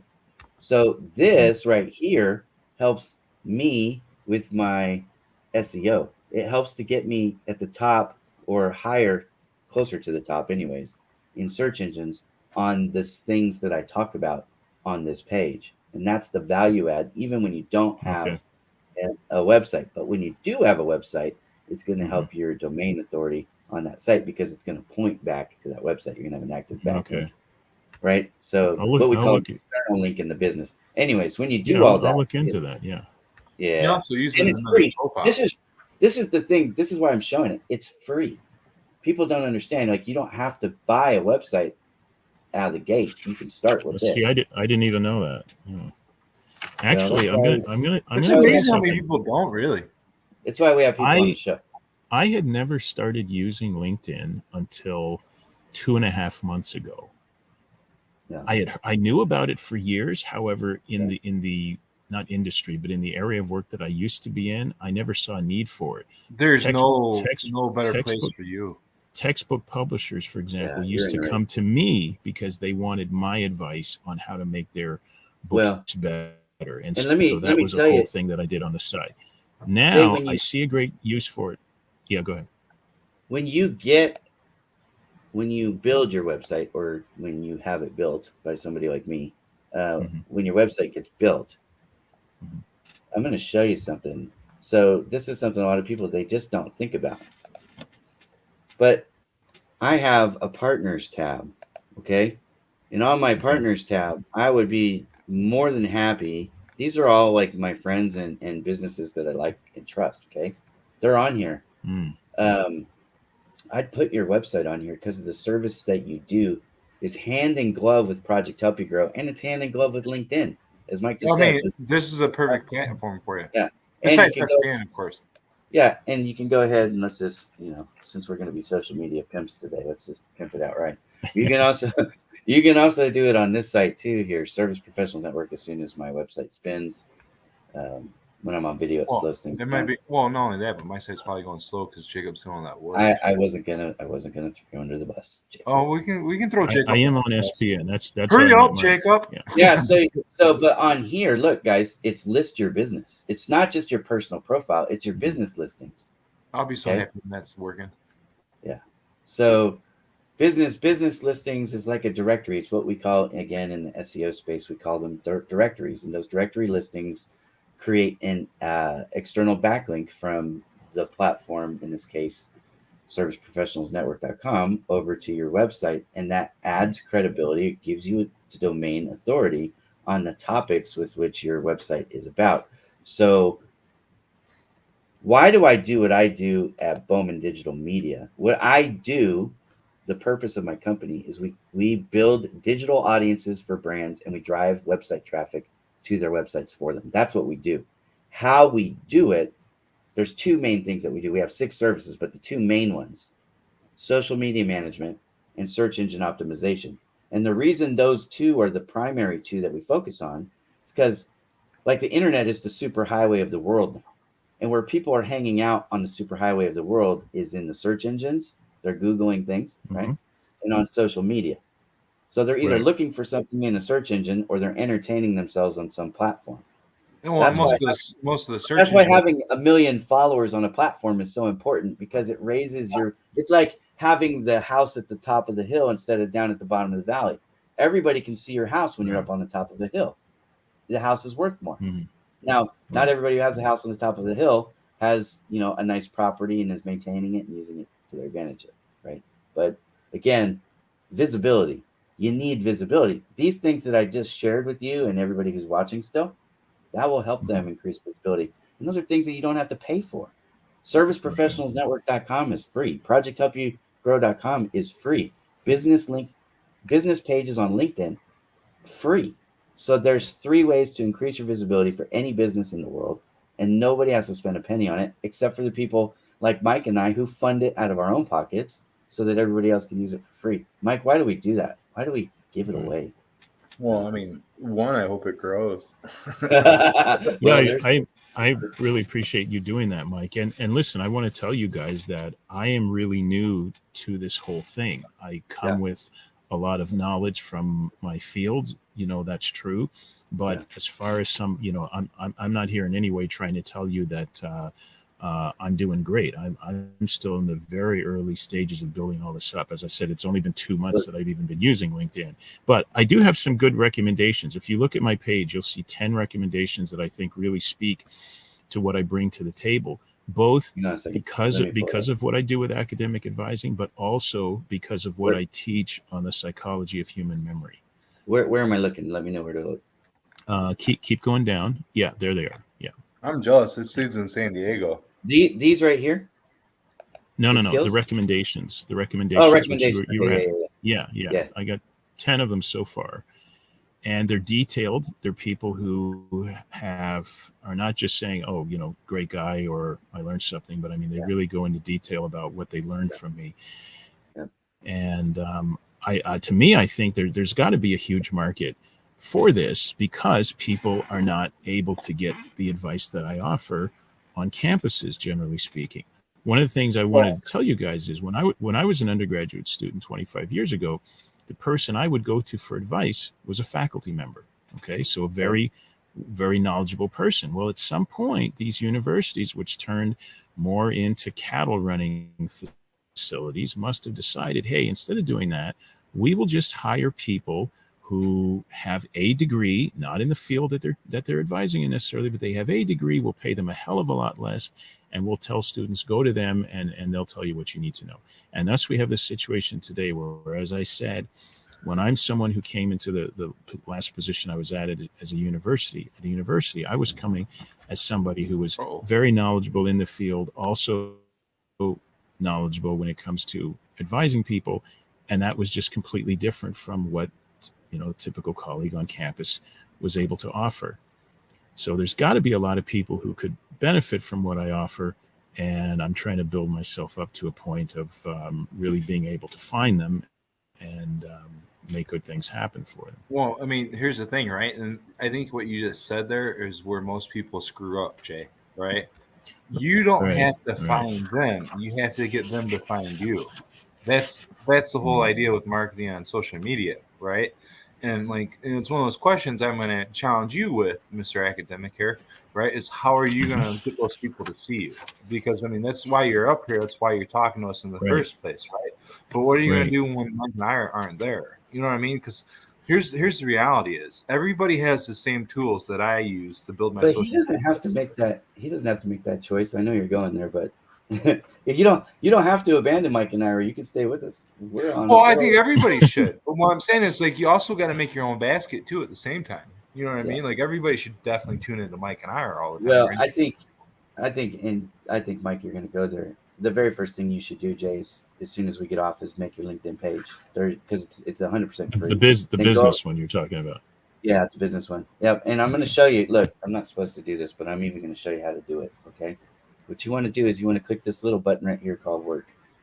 You do this drop down. Where? Okay. Right next to your name, where it's your profile. Okay. Come over and hit work. Okay. And it's a drop down. So you're going to come down here and scroll down to the bottom and hit create company page. And it'll prompt you from there. So do that. Thank you. You're welcome. Then go over to serviceprofessionalsnetwork.com, make yourself, but you already have, you said you're already there. Well, I don't know if my Yes, directory's even up yes. there now because he's fixing the mapping. Yeah, Google Maps hates me. So make it, if you don't have your personal profile, at least make that one. We'll make I do have that. He's featured. Yeah, we'll make an announcement when the business directories are working. Everything was working except I for think Google. everybody in the world will hear me singing the Yeah. praises of Jacob. Google Maps is an API key, and it's a pain in the butt. I'm a developer. They want to start charging me because so many people are making business directories, and like I don't know, like it scares me. I'm cheap. Anyways, but do that, and then when you get your stuff straightened out, send me your links, and I'll add you on as a partner on Project Help You Grow, and I'll help you that way. Okay. Thank you I'm very interested much. to see how he's going to tell a story, how he's going to get on YouTube, how he's going to start doing these different things. Because like you have an interesting niche. You have 30 years of experience most people don't have. There's obviously a big need. I mean, like if you play your cards right, okay, and you come back a couple of shows from now, right, you should have a whole different gig. The advice I will give you is to hire somebody to help you with your marketing because it's not your area of expertise. There's no reason for you to spend all this. There's a company that's supposed to be helping me with that because I did some work for them late last year, and they're supposed to be getting me leads, and they really haven't done a great job at all with that. And this is one of the frustrating things I find about LinkedIn. You know, when I was saying earlier, there's so many people that are saying they have advice on this or that or whatever. Problem is, a lot of it you just don't know. Is it fluff? Is it the real deal? One of the things I offer people is a free consultation. I say, you meet with me. I will answer any question you want. You test me for yourself and see if I sound like I know what the hell I'm talking about. Yeah. And set up an appointment with me and find out. Well, here's the thing I always tell people, Jay, right? Yeah. The proof is always in the pudding, right? Mm-hmm. Like you get a lot of people on LinkedIn, they might have 100,000 followers here, but then they have nothing else going on anywhere else. Right. Mm-hmm. So to me, the person that's credible is like the person I can look up on Ahrefs or SEMrush. I can see their website's doing something, it's growing like it should be. They have followers on multiple different accounts. I mean, it's really easy you're an analytical person. You know, you just don't know what to look for. You don't know what you don't know, right? Yeah. But you will love Clutch. Okay. That's a good one. You know, Clutch because you can read like Bowman Digital Media. We have 6 reviews. We've gotten 6 reviews. Have I left you one on there? I left one for Jacob. No, you haven't got me there yet, bro. I'll send you the link. But Clutch, what I love about Clutch is it's not just fluff, right? You want to get the nitty gritty, and you really want to know what they did and how they did and how much the person spent. Because I don't want to dismiss anybody, but if you have a $500 project and the guy's giving you a review that looks like you built his house, he probably was incentivized to write that. But if you got a company who spent $10,000 on it, and they give you that kind of review, then you're like, oh, okay, these people know how to play with the big boys. You know what I mean? Right. And there's marketing companies out there. There's people spending hundreds of thousands of dollars a month. Okay, so my company, we specialize with people like you. They have just started their business, or they're entrepreneurs who haven't really ramped up yet, and they're looking to shift into that next gear. That's my audience. I think where most people actually screw up is, they rely on their backgrounds and experience to get them through with the marketing too. And like, unless you're a 13-year-old who grew up with TikTok and grew up with some of this stuff, it's a lot to pick up in a short period. But Jay already said it. You cannot be an expert at everything, and you really can't be good at everything. And Mike and I, you were talking about this last night. You can't do everything by yourself. You have to have a team. You just have to. So I'm so glad I'm not doing the website anymore. Yeah, when you figure out, this is how I run my business, okay? I figure out the things that I have to do because nobody else can do it. And frankly, that mostly has to deal with my following size. When I make posts on social media, no offense to most of you, but my stuff gets seen more because I have a larger following. This is what it is, okay? Yeah. So I have to do that. My team can't do that for me. Right. But, it goes back to what you were saying about knowing how to maintain it. Right. So this is where I'm going with all this, right? As a business owner, you have to identify the things that only you can do. And then you should think about the things that you enjoy doing, because quality of life is also important. So if your main thing is counseling these kids, you can get other people to help set the appointments. You can get other people to run your social media. You can get other people to run and maintain your website and your SEO. You can get people to do your accounting and your books and all that stuff so that you can focus on the core competency, taking those appointments and getting the kids the help they want. And that's where you'll be the happiest. There's only so much time in the day anyway. So yeah, and you're doing the things that you're best at. When I was trying to do some of the stuff that I'm not doing anymore, okay, now I have 14 people in my team suite. Now they don't all work for me full time. In fact, some of them don't work for me, but just great once in a while. But I have 14 people that are in my vendor list for, what you guys would call employees. They're actually vendors because I do fractional employee. I don't hire people. Okay. I hire people 1099. Okay. Just like people hire me 1099. So here's how it goes though. When I have that task, let's say blog writing, I don't write a lot of the blogs for Bowman Digital Media. I have content writers who write the blogs for me. Why? It's not that I'm not good at it. I'm actually a better writer than most people. But the fact is, it's not what I love to do.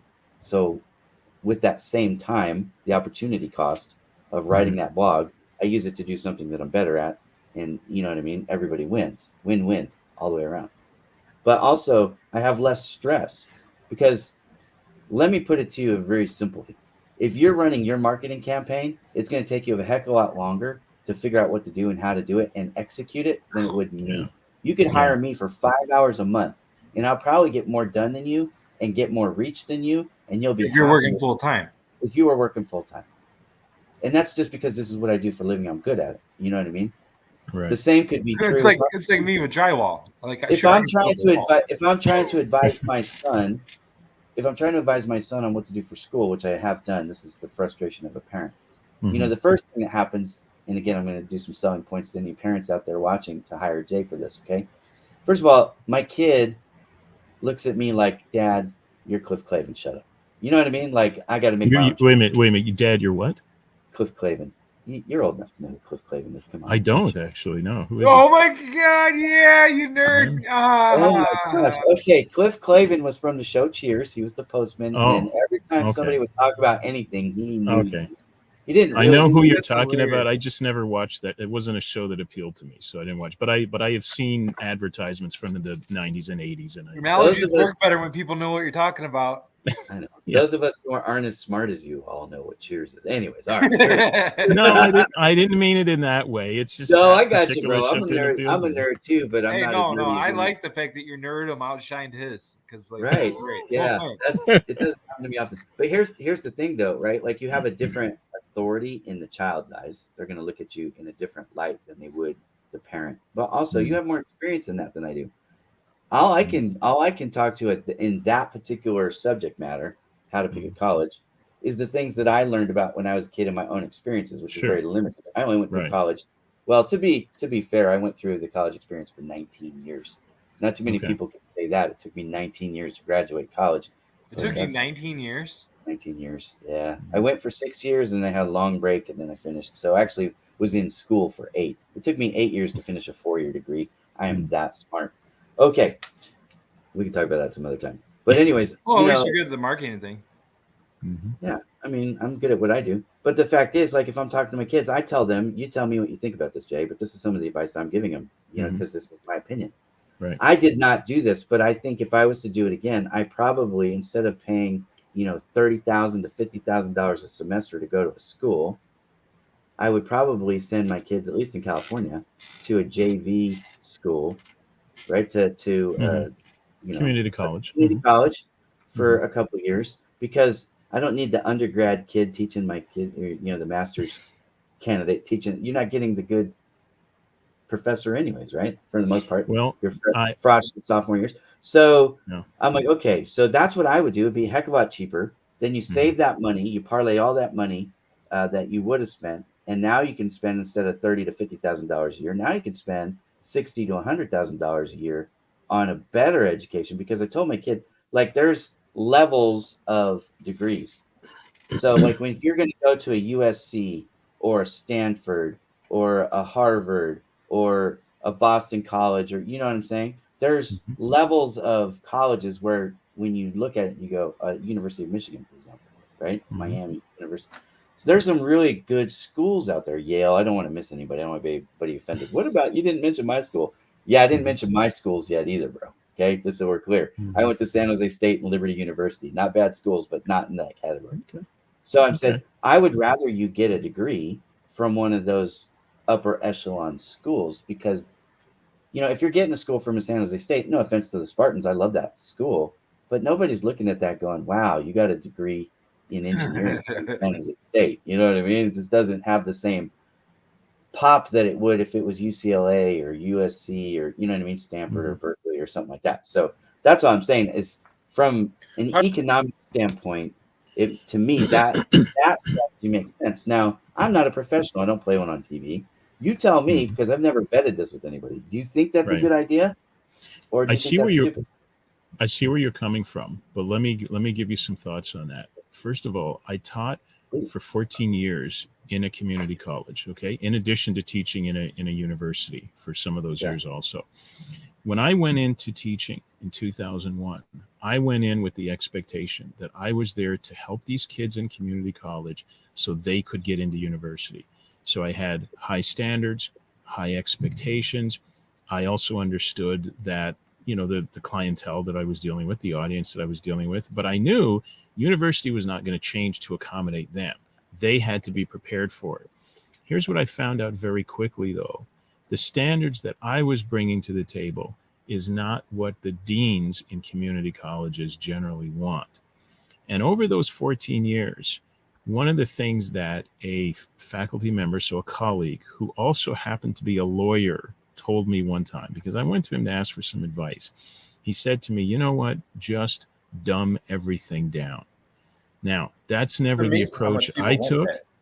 That's never the approach I took. If I had kids, I certainly wouldn't want them in an environment where that's where they were exposed to.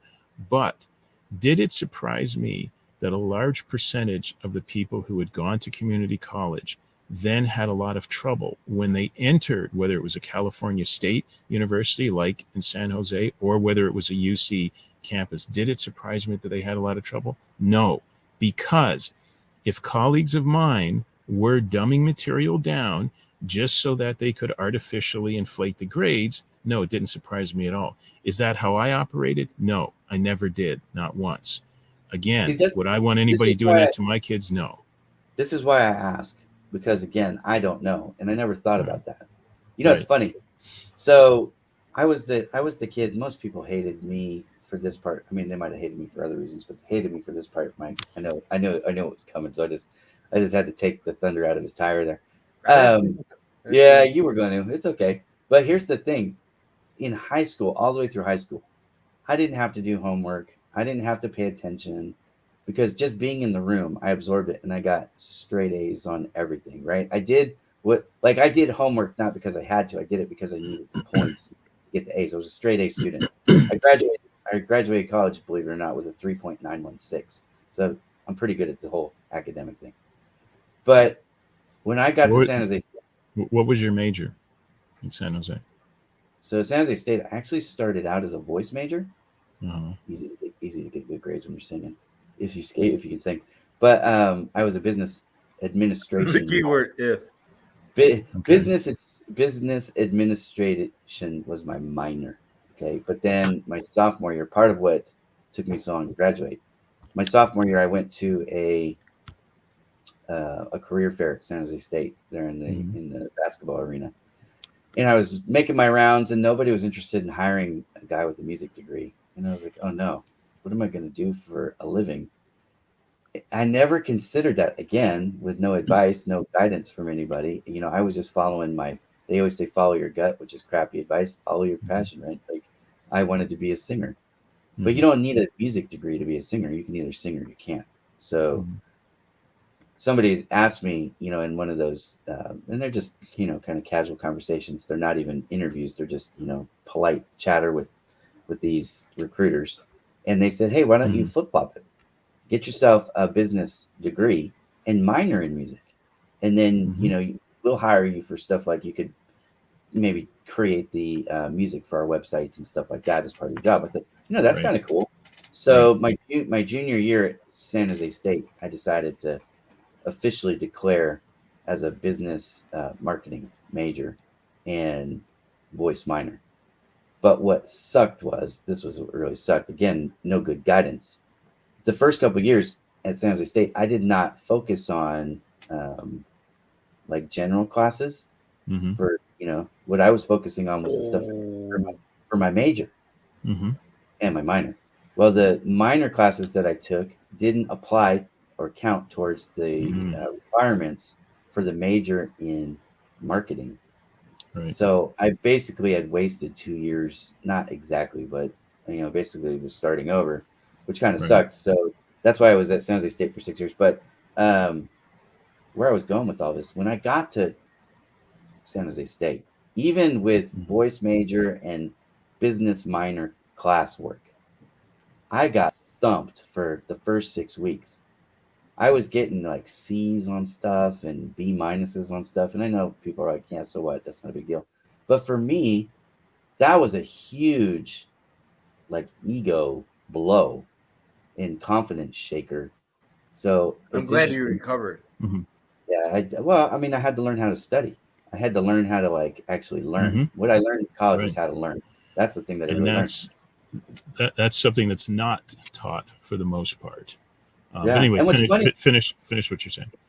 Yeah. So where I was going with all that is, it's funny, in all this time of having these conversations with my kid, I never considered that part of it for the junior college or community college. I don't want to be disrespectful, so however people want to say it, the 2-year Community college is what's the norm now. Yeah. Yeah. So the community college programs, I've always looked at the economic benefits of it, Sure. but never considered the like you just said, the course load and the quality of the teaching. I never considered that. So this is why you talk to experts, people. This is why you talk to people who know what they're talking about. Right. And listen, I want to make something clear. I'm not saying that faculty members who are in community colleges are not qualified to be teaching what they're teaching. I'm saying administrators put them under a lot of pressure with continued employment hanging over their heads. That is a question mark of that, such that they essentially tacitly, so not directly, but give the impression that, hey, if you want to keep working here, you need to make sure every single student in your class is happy. So if there's a student who's not happy, maybe one student in the whole class, maybe every other student loves you, but one person wants to cause trouble, then you need to lower the standards to make that one person happy. And that's just not something I was ever willing to do, which is why I've never heard of a bell curve. which is why I had a lot of disputes with administrators. Now, here's the other thing I do want to say. If you have a student who is severely motivated, okay, willing to work hard, able to work independently a lot, I'm not saying that person can't go to community college, succeed, do very well when transferring to a university. Okay, I don't want to give that impression that that's impossible. But I'm saying if it's somebody who approaches higher education from the point of view of, okay, I'm here, just tell me what to do, then there's a lot that he or she is not going to learn. And then when that person jumps into a university setting, even if it's a California State University, I only say that because that's considered the second tier of public education in California, as opposed to the University of California, which is considered tier 1. If they then jump into that environment with okay, I'm here, just tell me what to do, they may be in for a really painful awakening. They will be. And that's what concerns me. It happened to me at a state school. I went to a high school in California that's been around since 1938. Fremont High School in Sunnyvale. If anybody's watching and cares, go. That's where Yahoo is headquartered. Yeah, we were the Indians back when I was there. But anyway, every time somebody says Yahoo, I just want to go Yahoo.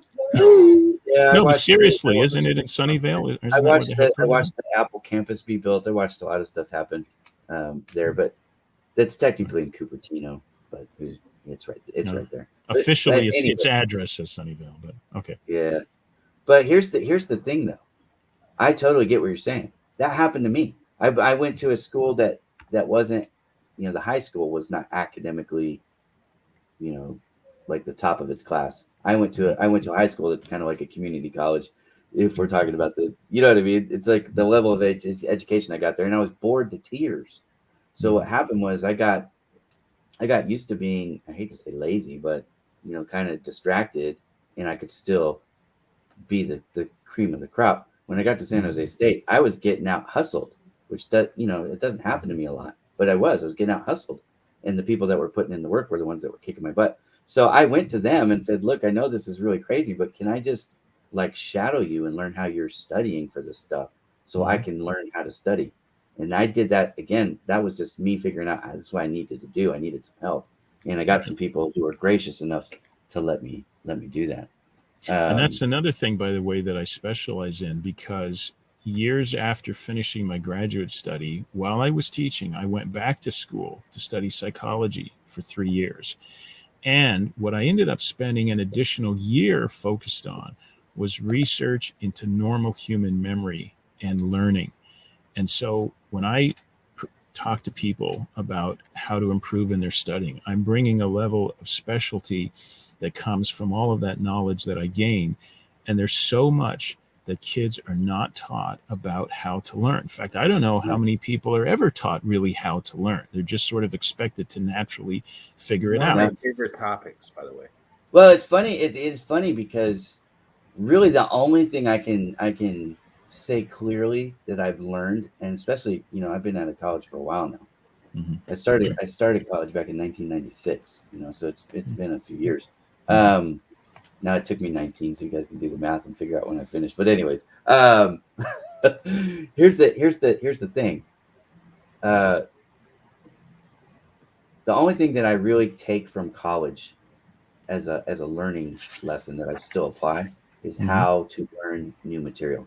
I know what I need to do to learn. I'm an audible learner. It's funny, I get teased a lot for talking, but I have learned that I have to repeat things. You say it, I repeat it, my brain absorbs it, and then I've got it. If I don't do that, I could read the same sentence 10 times and not get it. So I'm an audible, it's called an audible learner, and it's annoying as hell for a lot of people.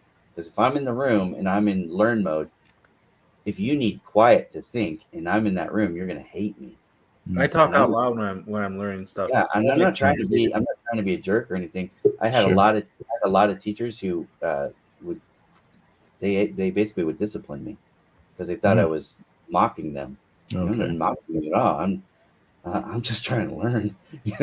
Sure. So, yeah. But then they by the end of the semester or the course, most people would I'd grow on them like mold. Right. Can I just say, Ira, I saw somebody put a message that said something about these are things they don't teach you in university, and that's another thing. We're gonna get her on here. I just sent her a text message. Yeah, that's Jean. Okay. That's her buddy. We're gonna get her on here. So we're gonna talk to her about. So, sorry to interrupt you, but you're talking about learning, right? And like, that's what you study specifically, like sleeping, stuff like that as well. What do you mean? How we absorb material learned while we sleep? People with eidetic memories. Is that like your base? No, I don't. I don't get into that. I talk about normal human memory and how much that impacts just about every aspect of life, other than breathing and your heart pumping and so forth. Anything having to do with cognition, which is a technical term for thinking, is impacted by memory. And so people just don't realize this, because most of the things people think they know about human memory is based on assumptions. It's based on things that they've imagined, or they think, for example, if you write something down on a piece of paper and put it in a filing cabinet, that's sort of the same as information going into your brain. And that's not at all the case. So I help people by dispelling those misunderstandings, helping them understand how the brain does work, how it doesn't work when it comes to memory. And very importantly, I talk a lot about forgetting. You can't really understand memory until you understand how we forget and how rapidly we forget new material. And once you realize that, you start to realize, wow, I'm doing some really foolish things with my study habits, with my approach to this. I mean, every student should be learning this sort of thing, frankly, from elementary school onward. Right. Okay. It shouldn't be that the only way you learn these things are if you happen to go to graduate school and emphasize this part of cognition. No, 100%. Now Let's we do all this. learn differently, right? But how many Well, different ways have you identified like the people learning? You know there, what I mean? I don't have I haven't quantified that, but you are correct that not every method for learning, for retaining information is going to work the same for each person. A lot of this is you have to figure out what works well for you. But I can tell you, there are a lot of misconceptions people have about how to learn, how to retain information, how to retain it in a useful way so that they can recall it later. There are misconceptions because they've seen other people do this, and so they think, okay, well, that's just what I should do. And they don't realize that it's not working for them because they never bother to test to see whether something is actually working. Well, you want to know how I learned about my need for audible in learning? How's that? I was in Spanish 2 in high school. Mm-hmm. And in Spanish 2, in Spanish 1, it was pretty much just memorizing words, and that was easy enough to do without speaking. But in Spanish 2, the very first day of class, the lady goes, okay, Spanish only in this class. Sure. And I was like, I am in trouble because I know some words, but I don't really know how to pronounce them. And I certainly don't know how to think in Spanish. I was, just Spanish 1. So each week we had, they called them preguntas, right? Questions. Mm-hmm. So there was a list of preguntas that you had to learn how to say, but then also you had to learn how to answer them. So sometimes, and this was an oral test, but sometimes you had to ask a question and your classmate then would answer it, or sometimes your classmate would ask a question and you would have to answer them, and that's how you would get graded on these. But what they did, which was really cool, the preguntas were on old cassette tapes. So I they would remember give those. right. So each of us had a cassette tape with our name on it, and each week the professor or the teacher, Spanish teacher, they would record the preguntas for you on the recorder. I can't even say it anymore. Right? It's been a long time. But anyways, can I just say for anybody who doesn't know, they look like this. Okay, yeah, these are cassette tapes. Yeah. So, anyways, and I had a giant boom box, and I would sit in my room and I would do it. And then sometimes my dad would say, "Shut that thing down! I can't take it anymore." But what I learned better when I played it and then I said it. So instead of trying to read it off a piece of paper, I had to hear it and then say it. How's your Spanish nowadays? Yeah. So Spanish is kind of like exercise. I have to stretch a little bit, but once I stretch, like it's still in there. It's just, I got to get that recall going. So if I submerge myself, like they do, I think with some of the trainings that have you try to do submersive, like she was doing with Spanish too, all Spanish. Like it takes me about 10, 15 minutes in it, but then I start to pick it up and run.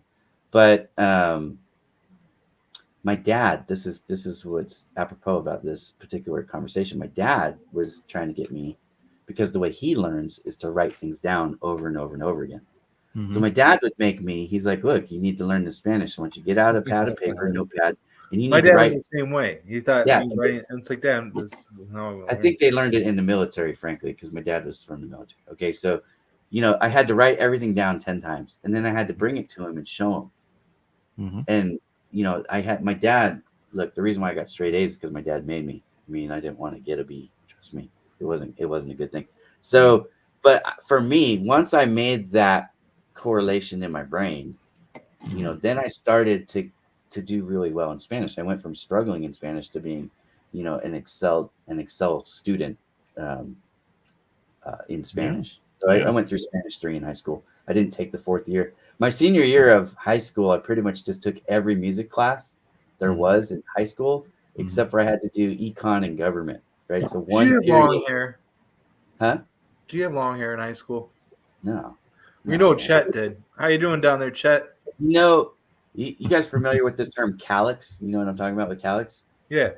So I grew up in the era of all business in the front and party in the back, right? So I knew it. You had a mullet. It's hilarious. Mullets, baby. But you want to know what's funny about my mullet? It was so funny, but I hated it. Half of my Is your wife listening to this? I will pay her for a mullet shot. I want one of those. I'll put some for you. There's got to be a few. Well, I got some from like 7th grade. Heck yeah. So I got the tail, and then I got the full thing. Anyways, half of it is like. Do you grow a mullet today? I think it'd be awesome. I probably could. I'm not going to, but I probably could. But I would still have the same problem. I still have this natural calyx thing back here. The one grows sideways and the other goes down. I think we So, gotta do this like a charity event or something, like for a good cause. We gotta get you to grow a mullet. you know, I was thinking about what do you think about this, Mike? Because you got a beard started and I got a beard started. What if we grew out our beard for? I don't a know if I month? can grow. It drives me nuts after a I know. while. I know. Yeah. Well, It's anyways, I was annoying. thinking, but it's funny that You're you bring always that up. doing this and this. I can't. I was thinking about it. I've got all kinds of it's like 4 I'm or sitting 5 here days. doing this while you guys are talking. Right. You know, I can't. Right. No, I can't do it. Let's give Chet a chance to introduce himself because we're 2 hours. We've been on for 2 hours. I thought you were just gonna keep him down there looking pretty. No, man. I I tried to Chet, so include him a couple times. let's do this, Chet. Because you're new to the show, let's give you 90 seconds. Give us a 90-second intro. What you do, where you do it, who you help, that kind of stuff. If you need help, I'll ask you some questions. But 90 seconds, the floor is yours. Awesome. Well, thanks. Thanks for the invite. Curiosity brought me here. I'm following Mike, on LinkedIn and SPN, part of that. My background has been the transportation industry, heavy duty trucks, buses, heavy equipment. I was a diesel mechanic for many years. And, the economy has hit me several times pretty hard back in 08, 09, financial markets, right? And, I guess the economy and COVID kind of took me out January of 2020. And, as you can see, a little bit older. I've had several offers over the past 2 years. I can count them on both hands. Or let's put it this way, I've had interviews, but no offers. Let's put it that way. So I started a side business in the energy and wireless industries back in 08 and 09 when I first found out about it. And that's kind of what I'm pursuing today on a full-time basis. And I do have cassettes. I do have some LPs as well and things to play them with. And hair was a little longer in high school there, Mike, but never the mullet. Hang And on. Ira, I have the calyx. I have 3 Hang on a across the second. back of my head and 1 in the front. You got LPs. Are we talking 45s here? What do we got? I don't have any 45s left, I don't think. Just LPs. No What you got? 78s either? But you got No, my parents had 78s, but I think me and my brother used most of our 45s as frisbees. Yeah. A lot of us did. It was fun to break them. Done. What we used to do? We used to take them out to the dump with our 22s. I mean, God, this was a different time, right? But we used to walk around with loaded guns, man. Anyways, we took them to the dump and we would shoot them. We would set Were them they up. And shoot disco? them. It was great because they were kind of. Were they disco, Ira? most of mine were country. Okay. For some reason, the idea of you with a gun and a mullet just scares the hell out of me. Now I had both at the same time, baby. That's what I'm saying. Yeah. Really. I was joking about bringing the mullet back, but I don't know if I can prepare myself. Well, it's funny. So I was a wrestler. I think most of you know that. I grew up wrestling. So if I lost to a guy with a mullet, I'd just be so upset. No, here's the thing. I always shave my head for wrestling season. So I'd have this haircut that I have right now for wrestling season. And then the rest of the year, I would grow my hair out.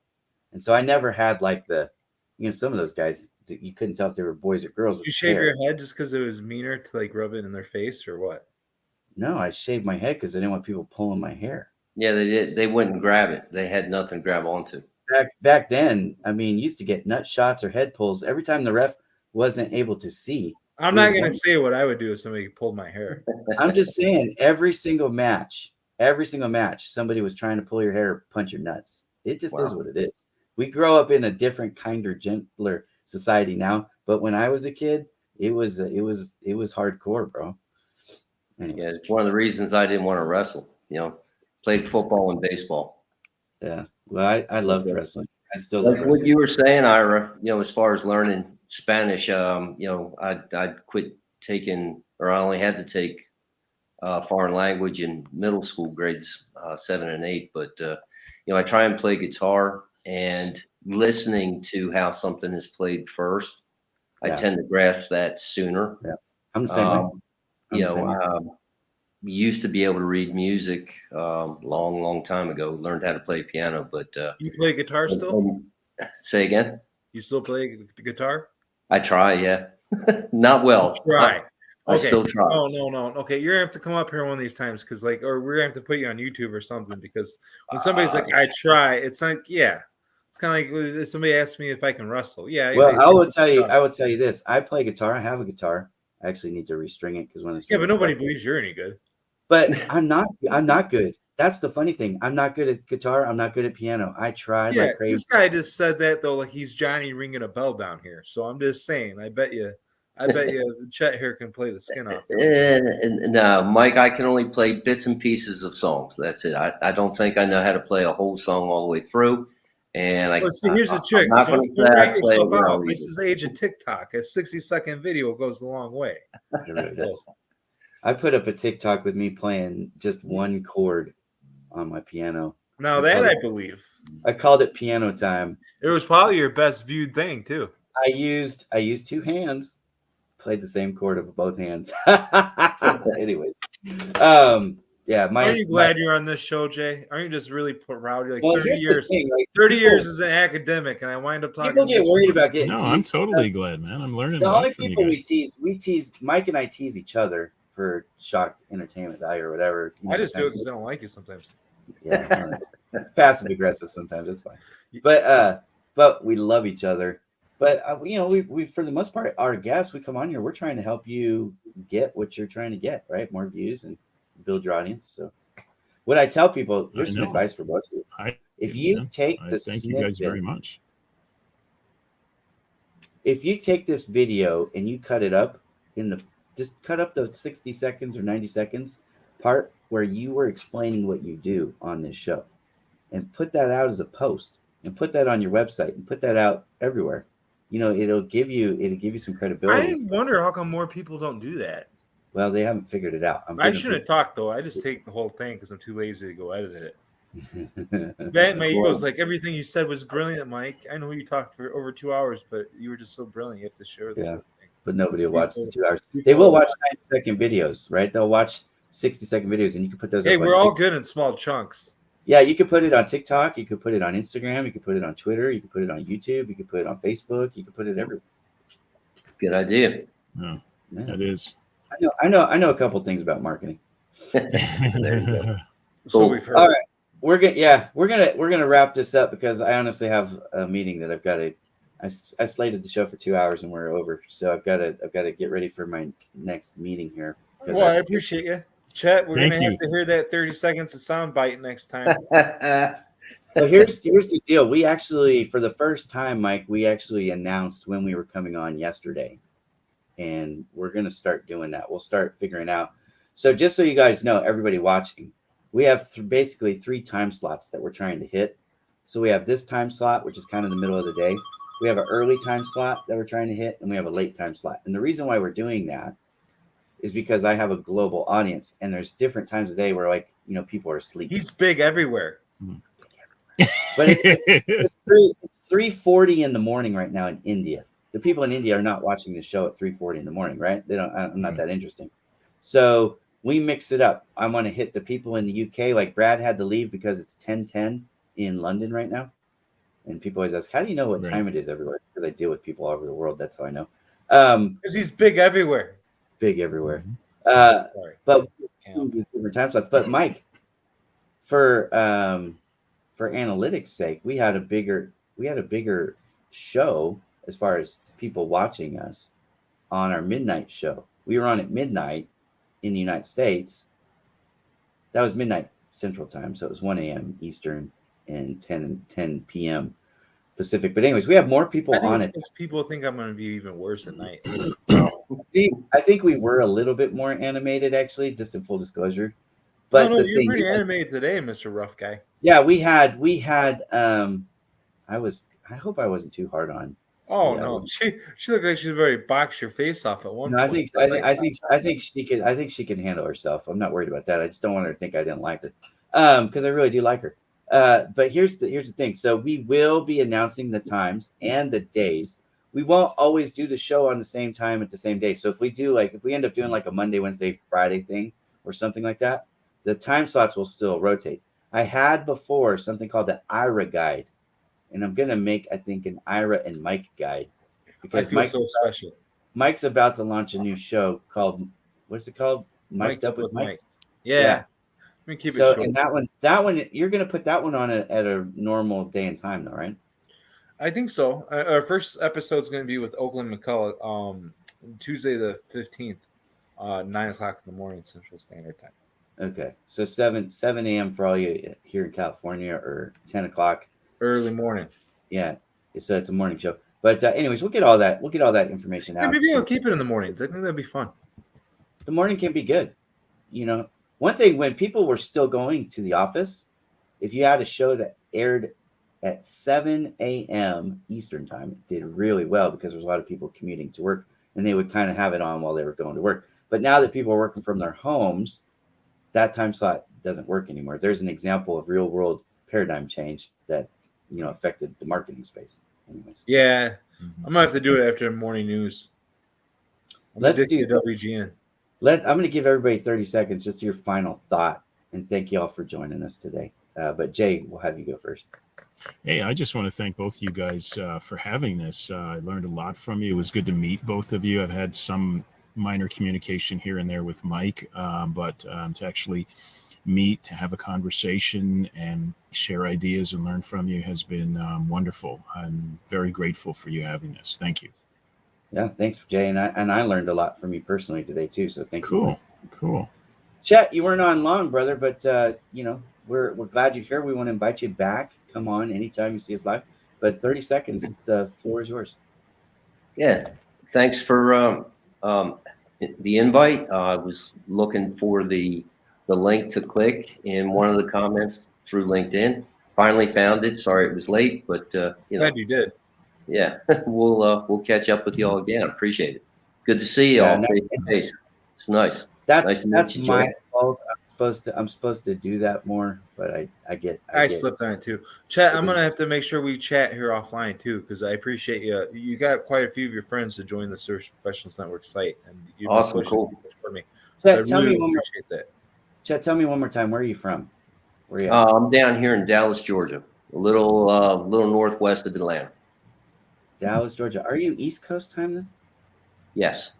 Yeah. Just barely, but yeah, Yeah. East I was Coast gonna time. say, it's right there. It's right there. Yeah. All right. Yeah. Big O, the Big O knows. Follow the Big O knows on Twitter, by the way. That's my man in the sombrero. Well, I do appreciate you guys all stopping by, and chatting with us. I wish we give you more time to talk. I hope you come on next time and talk. I definitely encourage everybody to come up and introduce yourselves a little bit more next time. We're always glad to do this. Pretty much talked my ear off, so I'm gonna let you go with that. Yeah. Thank you, guys. Yeah, thank you. And I just want to say this: if you're not following me on Instagram and you like rock and roll, get there, because I'm about to post probably another 50 photos. I can't wait until Jacob fixes the images on my site, man. I can't wait. Well, It's gonna just be so awesome. y'all know, today, so the concert that I was doing, the concert series that I did, it was a 2-day event, and they had an acoustic night and they had an full ensemble, fully electric, the second night. So the second night is when Great White went. So I'm getting ready to start this evening. I'll be processing. I've got, I think, 1,200, 1,300 photos or something from that concert the second day to go through. So I got to figure out which ones I want. But all like the really cool colors, like the neon stuff with the electric guitars and all that, that's what's coming now. But I've got, if you're a fan of Great White, definitely join, because I've got all kinds of Great White shots. And then Aaron Ellis and his band, which was actually my favorite group of the whole thing. And then another group that I had never heard of. They're an 80s cover band called Shenanigans.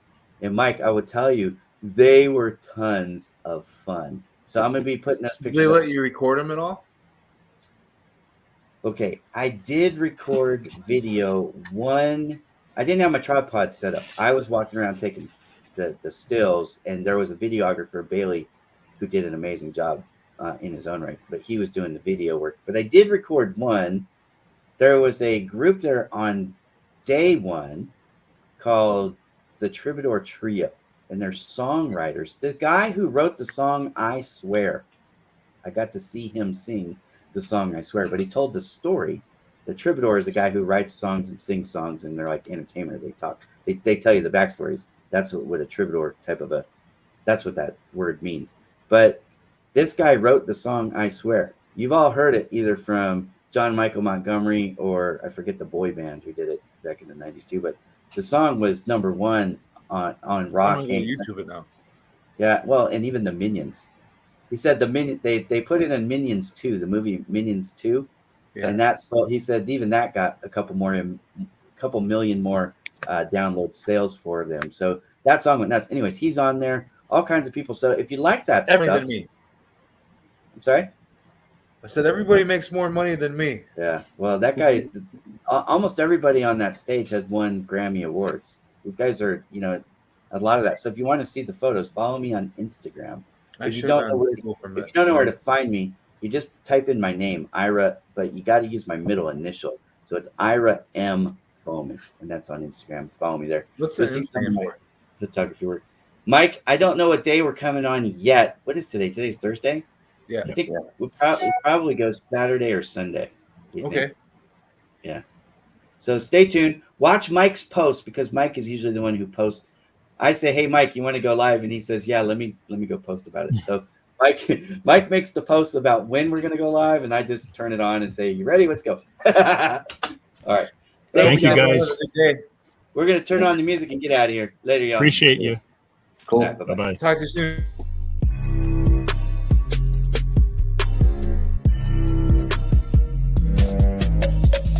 BowmanDigitalMedia.com.